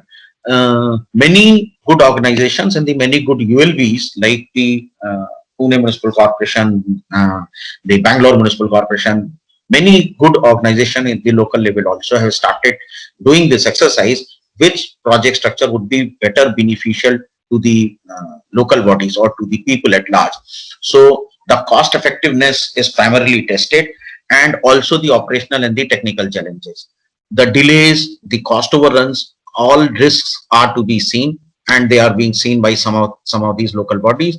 And then if the results show that such project should be done under PPP, then they come to the financial viability of the same. So if there is a government funding, not many people try and test too much of viability, because it is the government comes most of the time with the grant or with the taxpayers' money, but it is the need of the hour or the need of the time, so they go ahead with the project. But if it is decided that it is to be done under any form of PPP, then the developers' money is at stake. India is committed with the and they have framed the laws also, that at least 15 to 16% IRR in the infrastructure project should be there. So can we go to the last slide, please? Let me complete that. The financial then comes. Okay. Yeah, this one. So the procurement of the wastewater, treatment of wastewater and supply, we have to identify the end user of the treated wastewater. Also, for what purposes, that we have just spoken, that there are purposes which are secondary in nature, the gardening, the other things, the bathrooms, the parallel supply can be given, and what is the technology involved. So these are the key aspects in any project which are tested while the project is being structured. Next, please.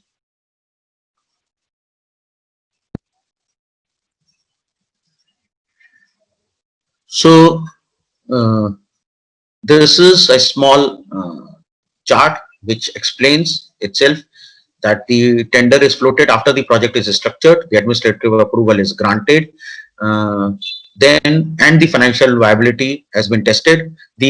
At least the financing approval for the government money, that has been attained. Then it goes for the bid process.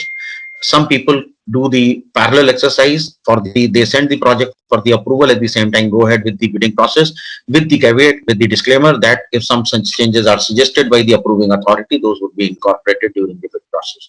And then the award of the project, we will talk about this. The award happens at the local level for the local level subjects, and we must understand that despite of the incentives or the policies or the dictations coming from the center or from the government or state, it is the standing committee, which is the procurement committee or the projects committee of the governing body, made up of the leader and the leader opposition and some representative from the other represented parties. They form this committee and they have the power to approve a project. So the award comes from the local bodies if it is to be done by the local level, at the municipal levels. In the bidding process, definitely we all know that the project is submitted by the bidder and the evaluation is done by the authority. Next, please.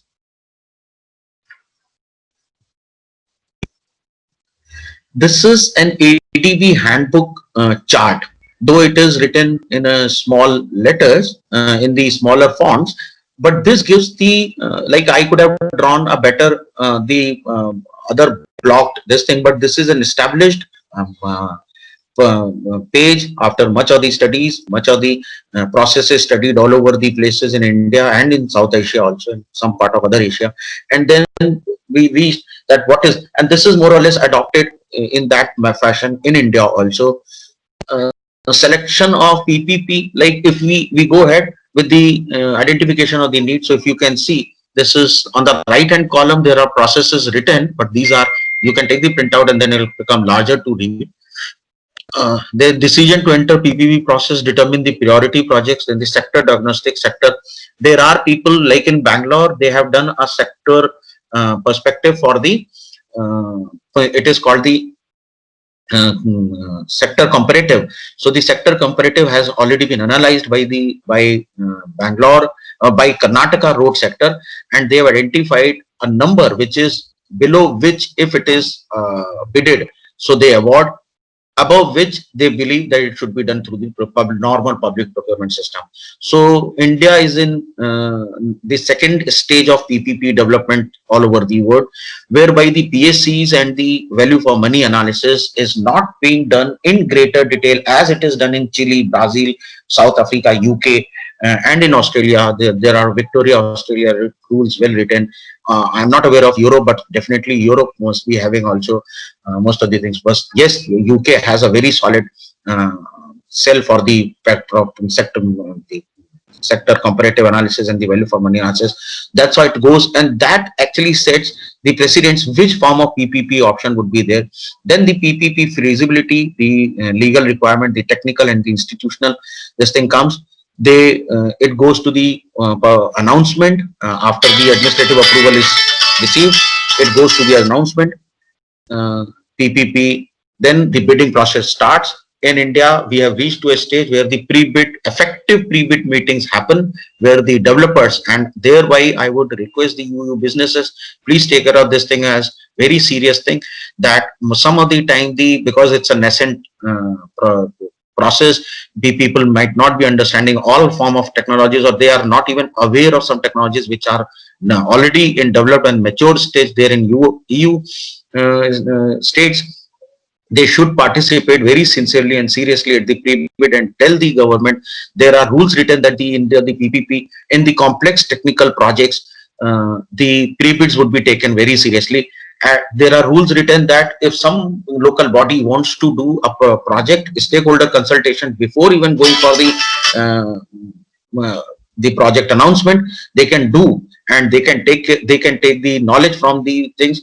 The step involved is EOI, so expression of interest, with very small 2 parameters written.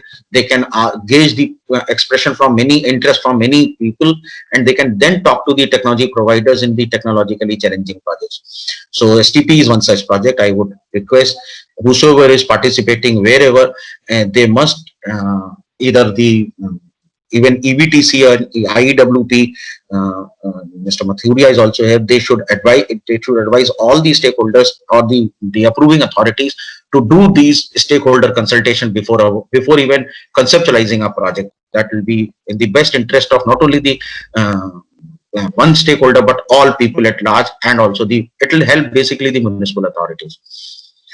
Then they do the procurement, the bid evaluation, and the award happens. And I have said that the award happens at the local bodies. We must understand that there is always a different type of behavior between all the three tiers: the central government, the state government, and the local government. Local government, we may expect some political interference or something, but definitely, having said so, there are very very clearly written things which are on the basis of which they have to award the project. We also should understand that when we are participating in any tender, we should ask the authority, which is very, very important to know. We should ask the authority whether they are in a clear position of the land or on the plant area or the sewage network. It should not happen that the lease was granted for some other purposes by the state government and they are using without taking the approval. So this would, although this may come later, but this would unnecessarily delay the whole thing and the bid may become costlier for the developer. Next, please. And when I said the negotiation and the signing of the contract, negotiation in India is allowed for the scope of work discussion and some smaller things. They don't do the price negotiation generally. So this is the structure that we have dealt in the initial workshop. I will say the initial presentation, earlier presentation, I would go the things which were not written there. There are advantages of this particular thing. It is much better than authority who does not understand the whole technology and advises on the input and the process part of it, and then the technology provider it becomes a stress on him. It becomes very difficult for him to follow everything and then produce the output of his standard. So DBO, it is the output oriented bid where the output is given by the authority and they leave the design part of it and the process part of it to the developer to do this thing. The public source of funding this is better than the PPP if somebody does not like to come participate with the money. So the pure technologist, it is a better this proposition, because they don't have to fund their technology, but they know they can reduce with their better technology, they can reduce the whole life cycle cost of the project. And most of the time these projects are bidded on the life cycle cost of the project basis. So NPV of the whole is taken care of. So it is not the high capital cost or a lower capital cost incentive or the lower capital cost which wins the project, but it is the most of the time it is the NPV of the whole life cycle. There are disadvantages. We must understand that it is in the hands of local bodies, and local bodies have their own challenges. So before bidding, you please see that, or you please ask your partners to see the paying capacity of the municipalities or the local bodies that they are dealing with, or if they have tied up the finances from the central government and the state government, then they must have the approvals in place. It should not happen that you have submitted the bid and approval is not still in the place. That would be a riskier proposition for everyone.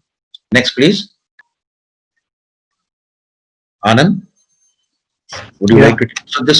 So one such project is, yes, these are the DBO projects at different places for a better geographical representation for the people who are not very much familiar with every geographies in India. This gives you the glimpse of it. Yeah, Anand. Yeah, I think Judith, next slide, please. Next slide.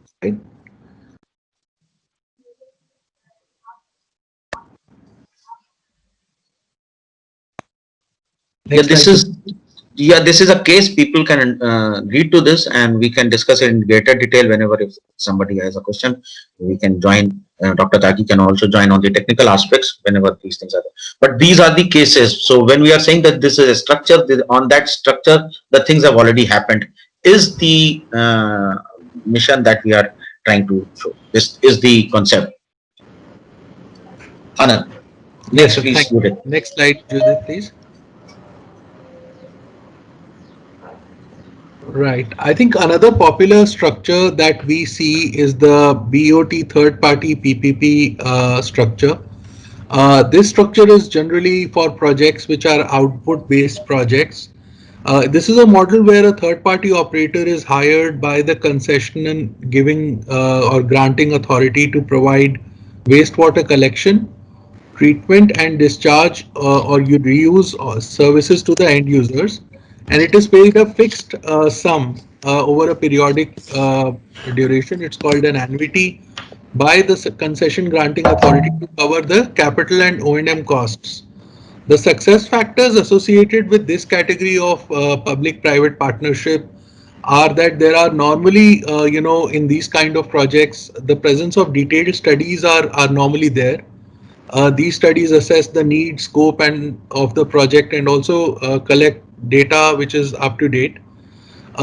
Majority of the funds are funded by grants from center or state because they are low cost, long tenure loans, and sometimes multilateral and bilateral agencies also ensure low fixed capital investment costs, so that there is a low annuity payment to the developer.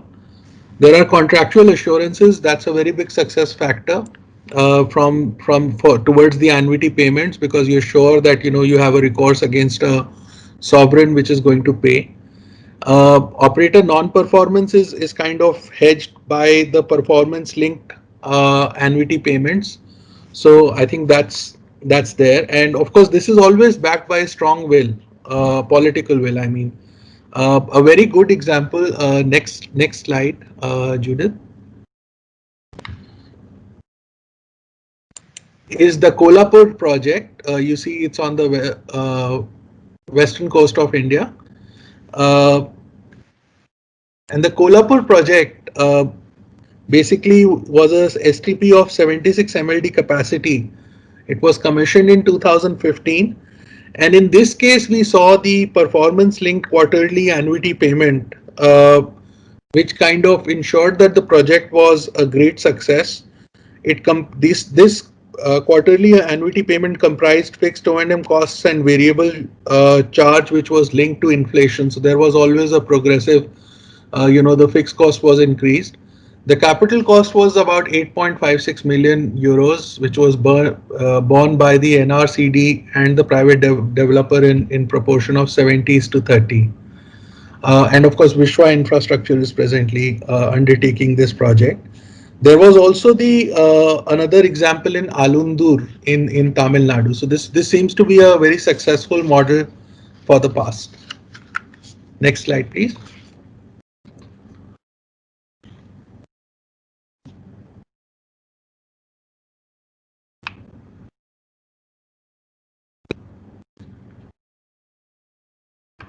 Ajay sir?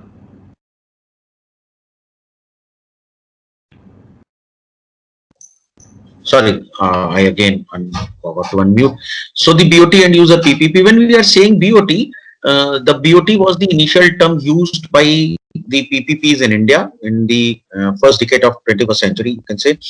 After that, the many people realized that the term is confusing because it is not directly leading to the output based projects sometimes. So it is build means who is designing. So most prevalent structure nowadays in India is DBFOT, which clears that, and all these, when we are saying structure, these are the legal structures. So under which we can do a bidding, and it will not be later on monitored or the audited.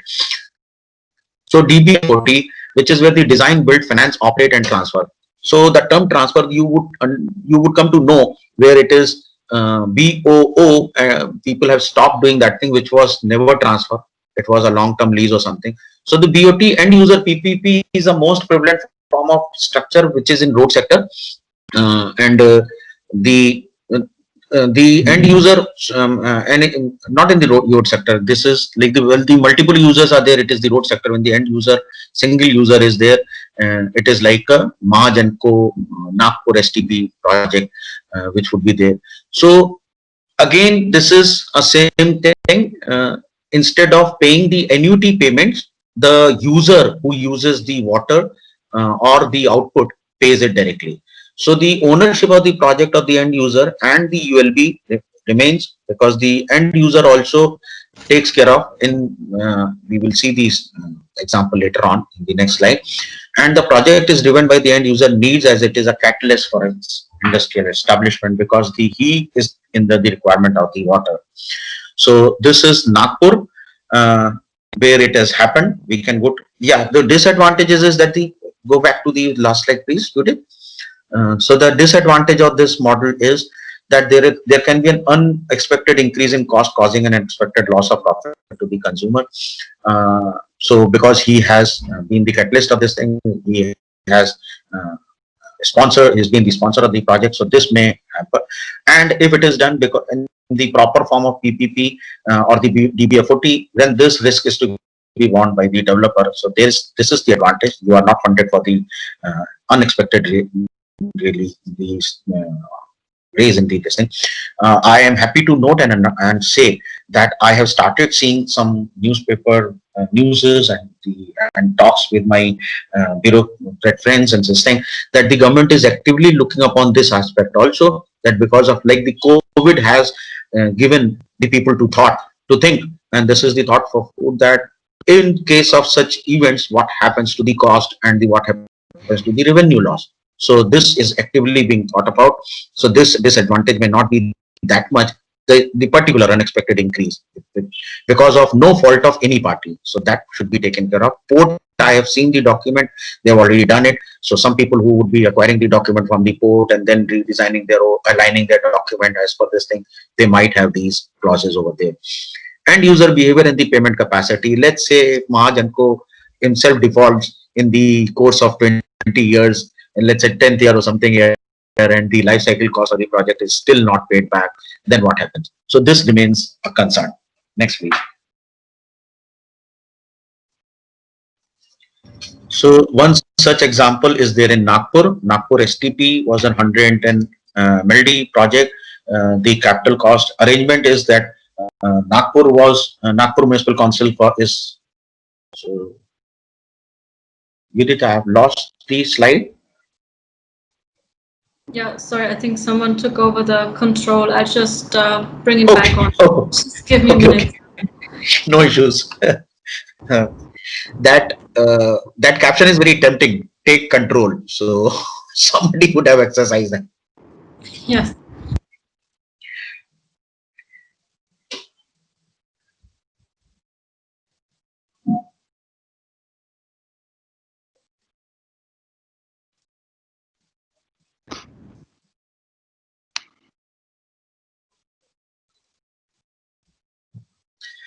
So, like in this also, we have some technical challenges, and we have the third party intervention, because of which the main things may not happen the way they were. I was not at fault, Judith was not at fault, many other people might not be, even Microsoft was not at fault. Somebody clicked that take control and we are in. So these are the risks. They happen everywhere.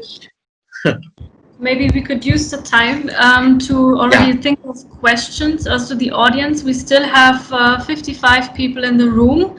I think not all of you can see the chat because of different versions of Microsoft Teams, as I understood just now. Judith, I would suggest we would complete this hurriedly and then we will take up the project, the questions.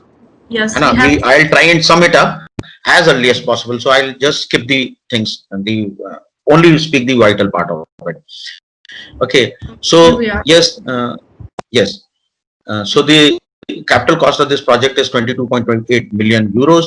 The Mahajanko and Navi Mumbai, the Nagpur Municipal Corporation have formed the alliance and they have bidded the project. There was a grant available, 50% from the central government, 20% from the NMMC and the Nagpur Municipal Corporation, and the 30% came from the Mahajanko. And that's how the project was done. And the sponsor is both the joint venture of this, and the project is proved to be successful as yet till this date. Next, please. Thank you, sir. I think this is a important structure. This is the BOT third party public-private partnership user charge structure. Traditionally, in most of the trunk infrastructure that we infrastructure lawyers mostly move in, it's called the DBFOT structure, which is the design, build, finance, operate, and transfer structure. So in this case, the third party operator is hired by the concession granting authority to provide wastewater collection, treatment, and discharge and reuse of services to end users. And he collects a user charge in return from end users itself to recover its capital investments, cover the O&M cost and return on investment purposes. Now, this model has some success factors. Again, there is always availability of reliable data. Extensive stakeholder consultations happen in this model. And also the right of the private operator to ensure, a minimum takeoff or a minimum cost coverage guarantee is there. There is also the ability to disconnect reuse water supply in case of non-payment. The disadvantages in this are many. Basically, of course, the revenue risk or the collection risk is always on the private party. Also, there is the problem of payment for sewage collection and treatment, because that is mostly through the property tax, and therefore recovery is not adequate to cover O&M costs. There is also the in some states we see that there is a sewerage tariff or a cess, which is also a percentage of water charges, and it's also insufficient. The state governments are prone to subsidizing water consumption by industry and households. So because water is a very close election issue, sometimes this also poses a problem. Next slide, please.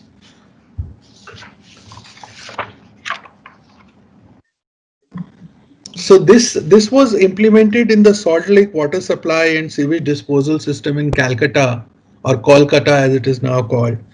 Next slide, Judith. So over here, the Calcutta Municipal Development Authority and the the Ganta Industrial Township Authority planned this combined water supply cum sewerage project. And basically the authorities took over the land allocation and a part of the capital funding. But the project has only kind of been partially successful because of the disadvantages. There was only 35% was of this project was funded by the JNNURM grant. There is also the STP in Rajkot in Gujarat that had followed this model. Next slide, please.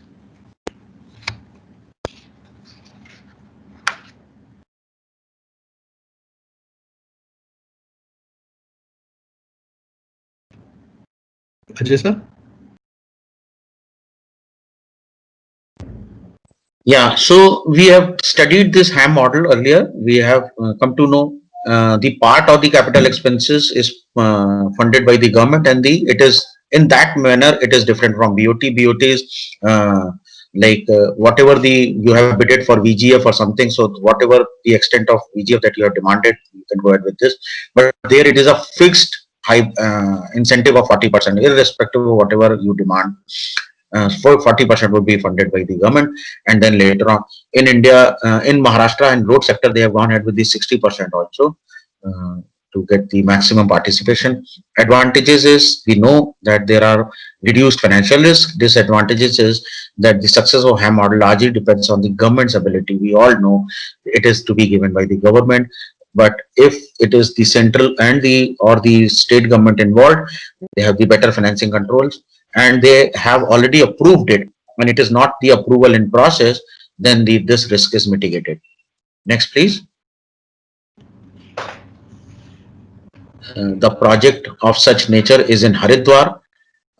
Because of the paucity of time, I will not take the details of this. This is written over there. This is done under this financing structure. The Sarai STP has been developed. The cost of 4.7 million euros, out of which 40% was funded by the government, 60% was borne by the HNB engineers, and this project is a successful project under the HAM structure.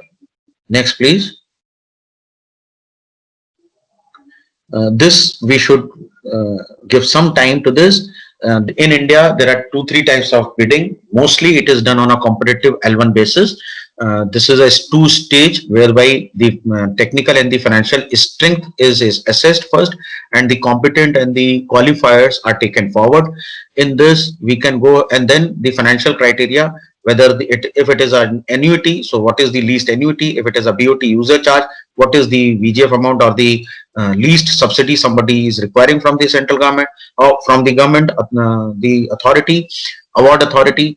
If it is a annuity funded, hybrid annuity funded, so what is the annuity? For the annuity part of it, what is the least annuity? 40, apart from 40%, what is the least amount of annuity somebody is charging for a fixed amount of time? The time is well stated in the documents.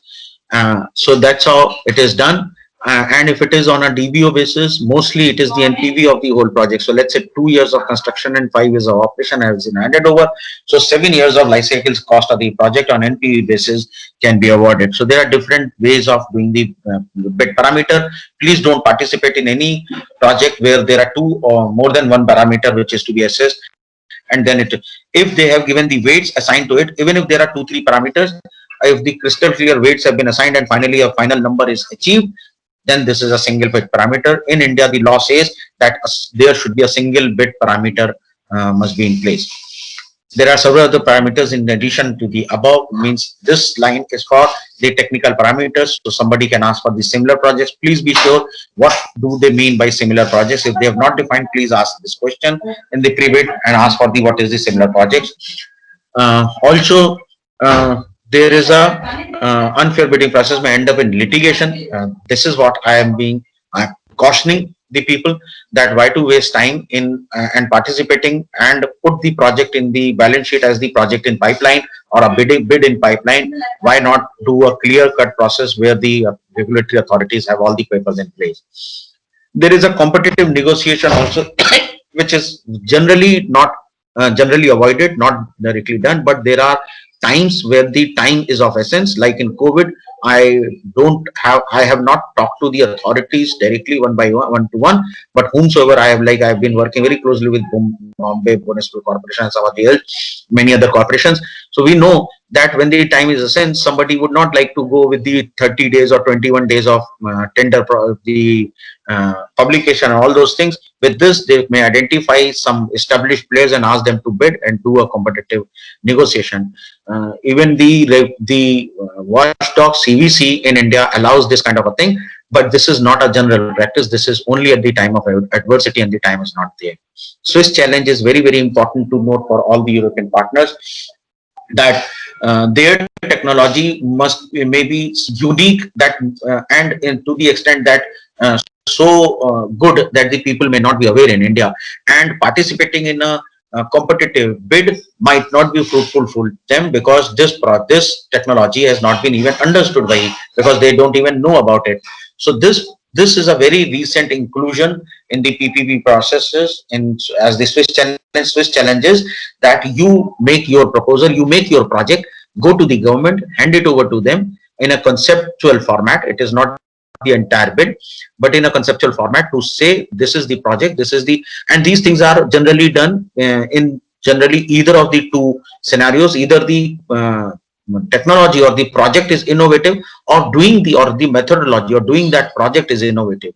Under these two circumstances, the government can accept the proposal in the Swiss challenge mode, and then they can provide the bid also. The government studies the whole project, evaluates the whole thing, and then if it is found the public need is assessed, and if it is found that yes, this project, although was not in the minds of regulatory or the governing authorities, but it is required for the public purposes, then they then they appoint their own people, their own technical people, to study the technicalities, and then go ahead with the bidding. This project is bidded, and the other bidders are asked to do the better bid. There are rules written that the better bid should be within the out of the range of 10%. This bidder, if the better bid is received, and the project proponent then is given the chance to match the best offer received, if the bid remains within a range of a percentage of the bid he earlier had submitted. Generally speaking, the tender is awarded through a bidding process in India. So generally they are not on the direct negotiation. Private sector developer previously awarded a project can be awarded another project. It is not that you have done a one project, you can't be given another project. O&M operator participates, he can also be selected, and some of the time O&M operator can go ahead with the better technology and can say that okay, this is what the enhancement requires, the scope of work can be enhanced if the concession agreement is written in that manner. In case of proprietary technology, these things can be done under Swiss challenge mode. Next, please. Thank you, Mr. Saxena. Sorry for interrupting. Yes, I understand the time is too much. We should probably pause here and open up for some interactive discussion with participants, if you agree. Yes, I do agree. I think the time has passed too much, and these things we have covered in earlier slides also.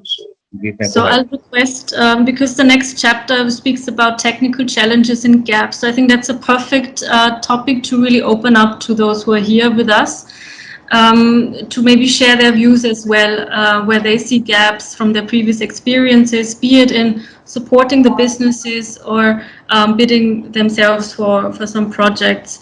So I'll hand over here to my colleague, Mr. Varun Sehgal, who is the COO of EBTC and also involved in the India-EU water partnership support mandate that we have.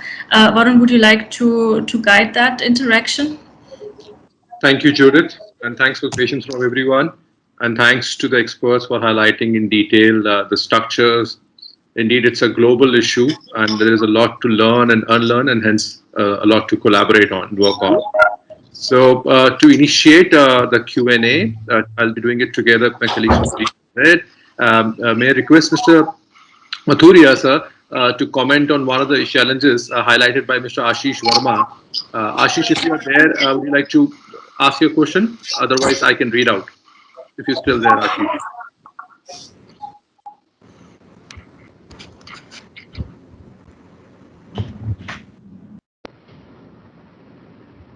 Mr. Mathuria? Varun, I will answer the question. So if the question can be there. Sure. It actually, Vikrant, one of the questions is directed to you as well. So is Mr. Mehul Patel still online? He had a specific question with Dr. Vikrant Tyagi. Yes, sir. Can I ask? Yeah, please. Yeah. Sir, any policy will develop or is developing for toxicity parameters measurement till day in India? Mr. Mehul, I want to tell you what was the initial exercise when we start this process. We did a comparative assessment where we have seen like what is happening in the EU or the EU member states and then what is happening in Indian state. So we found like a majority of Indian states, they are checking the TSS, pH, BOD, COD and fecal coliform. These were the certain parameters which were like prevailing parameters. They are being tested for the treated water. But contrary to this, like in the European Union member state, we found like there are other parameters up to like 55 parameters. And I can name few like they used to check the arsenic, lead, mercury, cadmium, chromium, PCBs, even the antibiotics like ciprofloxacin or doxycycline. So those things which we currently we are not doing in India from the STPs. So this is a mandate of CPCB and developing a national policy on reuse of treated wastewater is a consultative approach where Ministry of Environment and Forest and Central Pollution Control Board with the relevant state pollution control boards are a member. We are discussing this thing and we have suggested that the water quality standard should be futuristic in approach and we should even look on the microplastic and other toxic material. So discussions are going on and we are hopeful these things will going to be included. So I hope it answers. Yeah, I got it, but it will be developing in soon, so we can prevent some cancers issues and all the things. Surely, sir. And then you also know like in India, water means federal government has only the advisory role, implementation role lies with the state, and then we have different ministries involved. So means we should not say it will going to be soon, but we should always aim like this process has started, which will going to look into these issues and over a period of time, these add-ons will be there and maybe like when the draft policy will be ready, all the ministries, interministerial group will going to have this agreement that we should start looking for this type of toxic material also. But at the same time, we should also think about the capacities which we have. So, but means I'm assuring you that these issues are taken care. Yeah, because Surat municipal corporations are keen to implement that measurement, but we don't have any technology. So uh, we are actually try to connect with the European any company. So I think maybe EBTC will help us in that things. Sure, Yeah, Mr. please feel free. Please feel free to contact EBTC. You have our address also if you need certain facilitation to link you to the certain business chambers or means any other help. Please feel free to contact us. Okay, thank you. Thank you, Vikrant. Thank you. Thanks, Dr. Tyagi. I think I'll come back to you, Dr. Tyagi, and meanwhile request Mr. Somlendra Ghosh. You have your hand raised for a lot of time, and you also have commented in the chat box. And please introduce yourself, and also if you can direct your question to the respective speaker. Mr. Somlendra Ghosh. Yeah. Yeah. Am I audible? Yes, please. Yeah. So I was actually not raising any question, but just wanted to point out couple of points.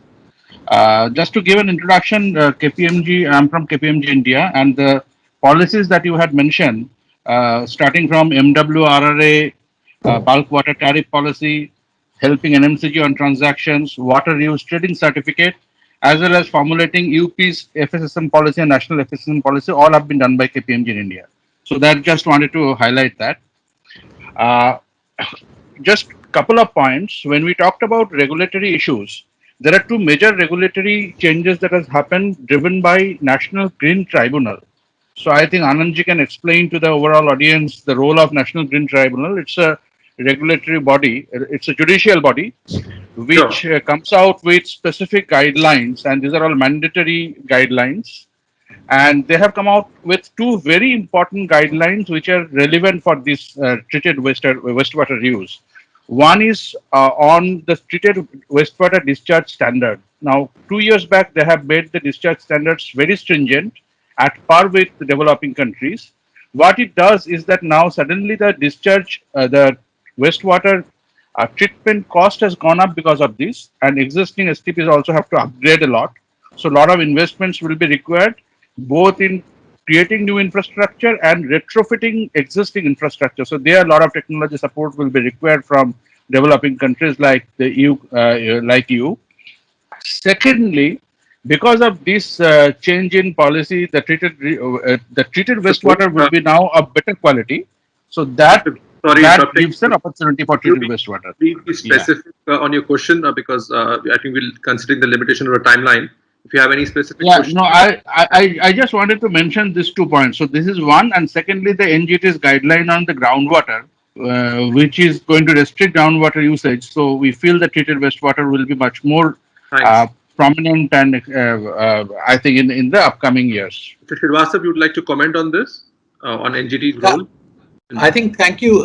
And I think just to supplement to what, you just said, the RBI has also kind of, even the financing of regimes around groundwater have kind of acknowledged that, we need to provide these higher standards, and therefore, as a priority lending needs to be articulated towards meeting these. So thank you for bringing it up. I thought, we were still discussing the structures, but this is a very, very valid point. Thank you. Thanks, Anand. Mr. Mahesh, are you still there? And you have posted a question in the earlier session on specifically on the groundwater resources is crucial for promotion of the wastewater reuse adoption. Are you still there? And Mr. Mahesh? Varun, probably quickly in between, if there are any questions from the European participants on the project structures or models in India, just to alterate a bit.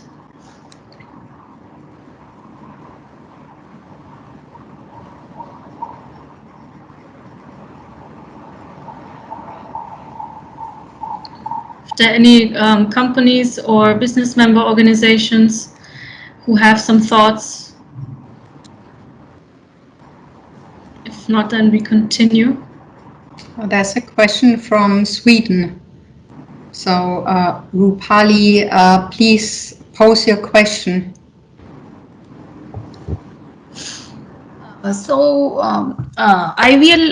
work for IVL, Swedish Environmental Research Institute, Sweden, and we are working on 2 biggest STP in Mumbai with the government of Maharashtra. So in that, those are the biggest capacity as per my knowledge, like 500 MLD and 360 MLD. But what happened, like the bids were out and we evaluated a tender. But due to NGT norms, the bids were cancelled, and then we help MCGM to correct it. We have been told by MCGM to give them a draft for reuse of water. But in today's discussion, what I heard that the central government is still formulating the policy around the reuse of water. As many of the EU countries and Indian side must be aware that the Sweden has adopted these policies and working on reuse of water far earlier than now. So, and we even had a successful project with EU as well around this. So my question to Indian side, like when we are expecting to have these concrete policies in place, so which can help in EU side to come into a picture and help Indian side, as the knowledge from EU would be useful in this regard. And my second question, that I have been told, as I can't travel before pandemic, I was traveling every 15 days to India. But I have been told from my resources that few governments, like local governments, are trying and considering option of desalination, which won't be good for the country like India, as we are, it would be expensive and the carbon footprints are high. So is there any truth? Thank you. Okay, if I can come in briefly on one part of your question, which refers to the national policy on treated wastewater reuse. I mentioned that in the beginning of the reference paper launch that the IWP and also the German Development Corporation is supporting Ministry of Jal Shakti and the National Mission of for Clean Ganga on developing this policy, and currently we have a draft 0 available that will be strategically discussed, and we are aiming to have this policy in place as soon as possible this year, and it will actually go into implementation testing as part of the India-EU water partnership afterwards. This policy as well, because you mentioned the well-known experience of Sweden on that. So the policy is also based on the good practices from the European Union, and we released this comparative assessment a while ago, which actually compares the policies that are available on treated wastewater reuse in Europe and in India at the moment. So we will be happy to also share this document with you and to also bilaterally get in touch with you. So I wanted to answer this policy part of the question, and I hand over to the colleagues for the remaining, to answer the remaining question.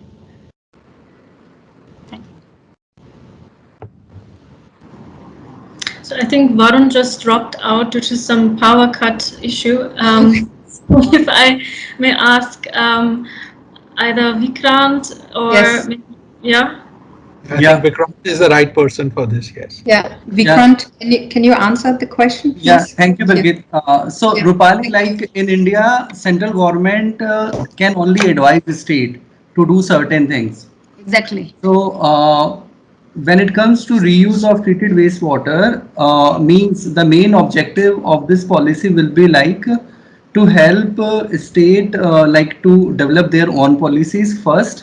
Second is like there are few states like Maharashtra which already have their policies and practices at place, but the entire situation is not so fruitful or meeting its objective because the wastewater reuse sector is not very well formalized, as umbrella policy at national level is missing. So this national level policy will going to formalize the treated wastewater use market, will going to formalize the incentivization by the government, and it will also going to finalize the various interdepartmental and interinstitutional issues, like you mentioned about the National Green Tribunal. So the Honorable Tribunal of India, it gives direction on case to case basis and umbrella direction also. And as you mentioned, like stringent norms came out, and as a result there was a fluctuation, there must have been a fluctuation in the cost of the project, and might be bidding could not be successful. We also discussed the same issue, like if stringent norms will be there, means treated wastewater reuse projects will not be that attractive to the business community. So this point is under discussion, and people from the ministry and people from the GIZ and our experts are thinking on this, that how we have to go ahead. But this point is there for consideration. That's good to know, Vikrant. Actually, you know, the Jal Shakti Minister, Mr. Gajendra Singh Shekhawat, visited our biggest pilot facility in Europe, here in Sweden last year, and we discussed that, and subsequently we met him again, and IVL has really good relation with them, even with your urban development ministry. As we get all the delegation to Sweden and they go to our pilot facility to see, and we have been invited by DBT and DST last time when I was in India with my few of my colleagues to help them to develop the similar facility what we have here in Sweden in India, so you can like really do more research and influence more people to accept the reuse of water. So I think something concrete should be done in that area too, to gain the confidence of people, like we are very much interactive in Sweden from social side and from the research side. So I think there should be a solid cooperation between all the areas. And thank you so much. Yeah, Rupali, thank you so much. And points are well taken. And means with DBT, DST, you already know Horizon 2020 projects are there. Then Government of India is also evolving into like managing the institution. Like there is now, we have a single Ministry of Jal Shakti. Then even NRCD is being taken from the Ministry of Environment and placed to water resources. So Government of India or the system at large is evolving toward this situation where we can say we are moving to a situation where we will really going to manage our water resources in a very sustainable way. But your point is well taken. Thank you so much, Rupali. And also in addition, we have a bilateral meeting, of course, virtual meeting planned with your Swedish colleagues from the embassy tomorrow, in fact. So that's very good that you made this input, because we can also mention it. So thanks for that. Thank you so much. Thank you. Thank you very much for that. Just to kind of conclude this question and answer session within the next 5 minutes to come to an end, probably I'd like to go back and pose a question to our two experts to kind of conclude a bit. What are now exactly the areas where EU-India business collaboration should take place? In other words, where do you see now, having presented all the different key highlights of the reference paper and those advantages of different structures and so on. So where are indeed the low-hanging fruits for making EU-India technological collaborations happen in this sector as of now? And I keep open to either to Mr. Saxena or Mr. Srivastava. You can choose. Yeah. Thank you. Yes. So just to Anand, just I'll take 1 minute. That's an important. That gave me the time to go through the message box, and I saw some Kiran from KMW had made a remark over there that the Swiss challenge is not very much is actually discouraged by the central government because of obvious reason or something.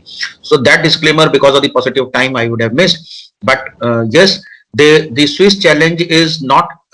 But I think I have spoken that the most preferred way of doing the procurement is the competitive bidding. Swiss challenge is under very extreme circumstances, but yes, there are caveats because of the asymmetry of information that the developer, the project proponent possesses, and which generally may not pass on to the regulatory authority or the concessioning authority, and which is where the clear proposals may not come.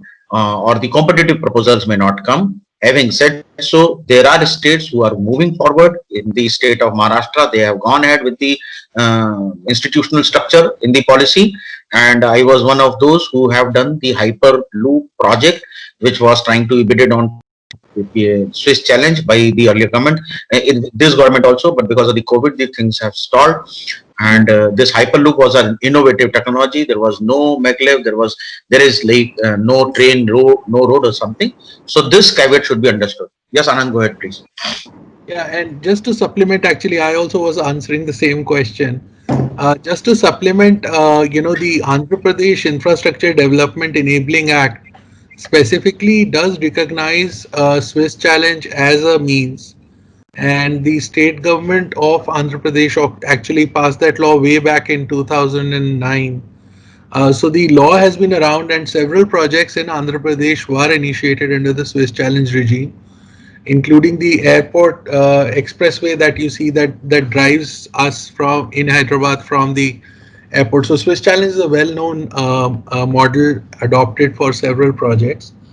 I think Judith, just to answer your question, I think there is great scope of improvement going forward on the technology front with the treated wastewater sector, especially with EU businesses willing to introduce and facilitate appropriate technology in the Indian market, I think, which is the need of the hour. And EU businesses, can own and maintain technology in any project, because we have 10 to 20 year horizon. So I think, of course, we have Dr. Tyagi here, who's the expert on technology, but I think that's a very, very core area of upgradation that our country can benefit from.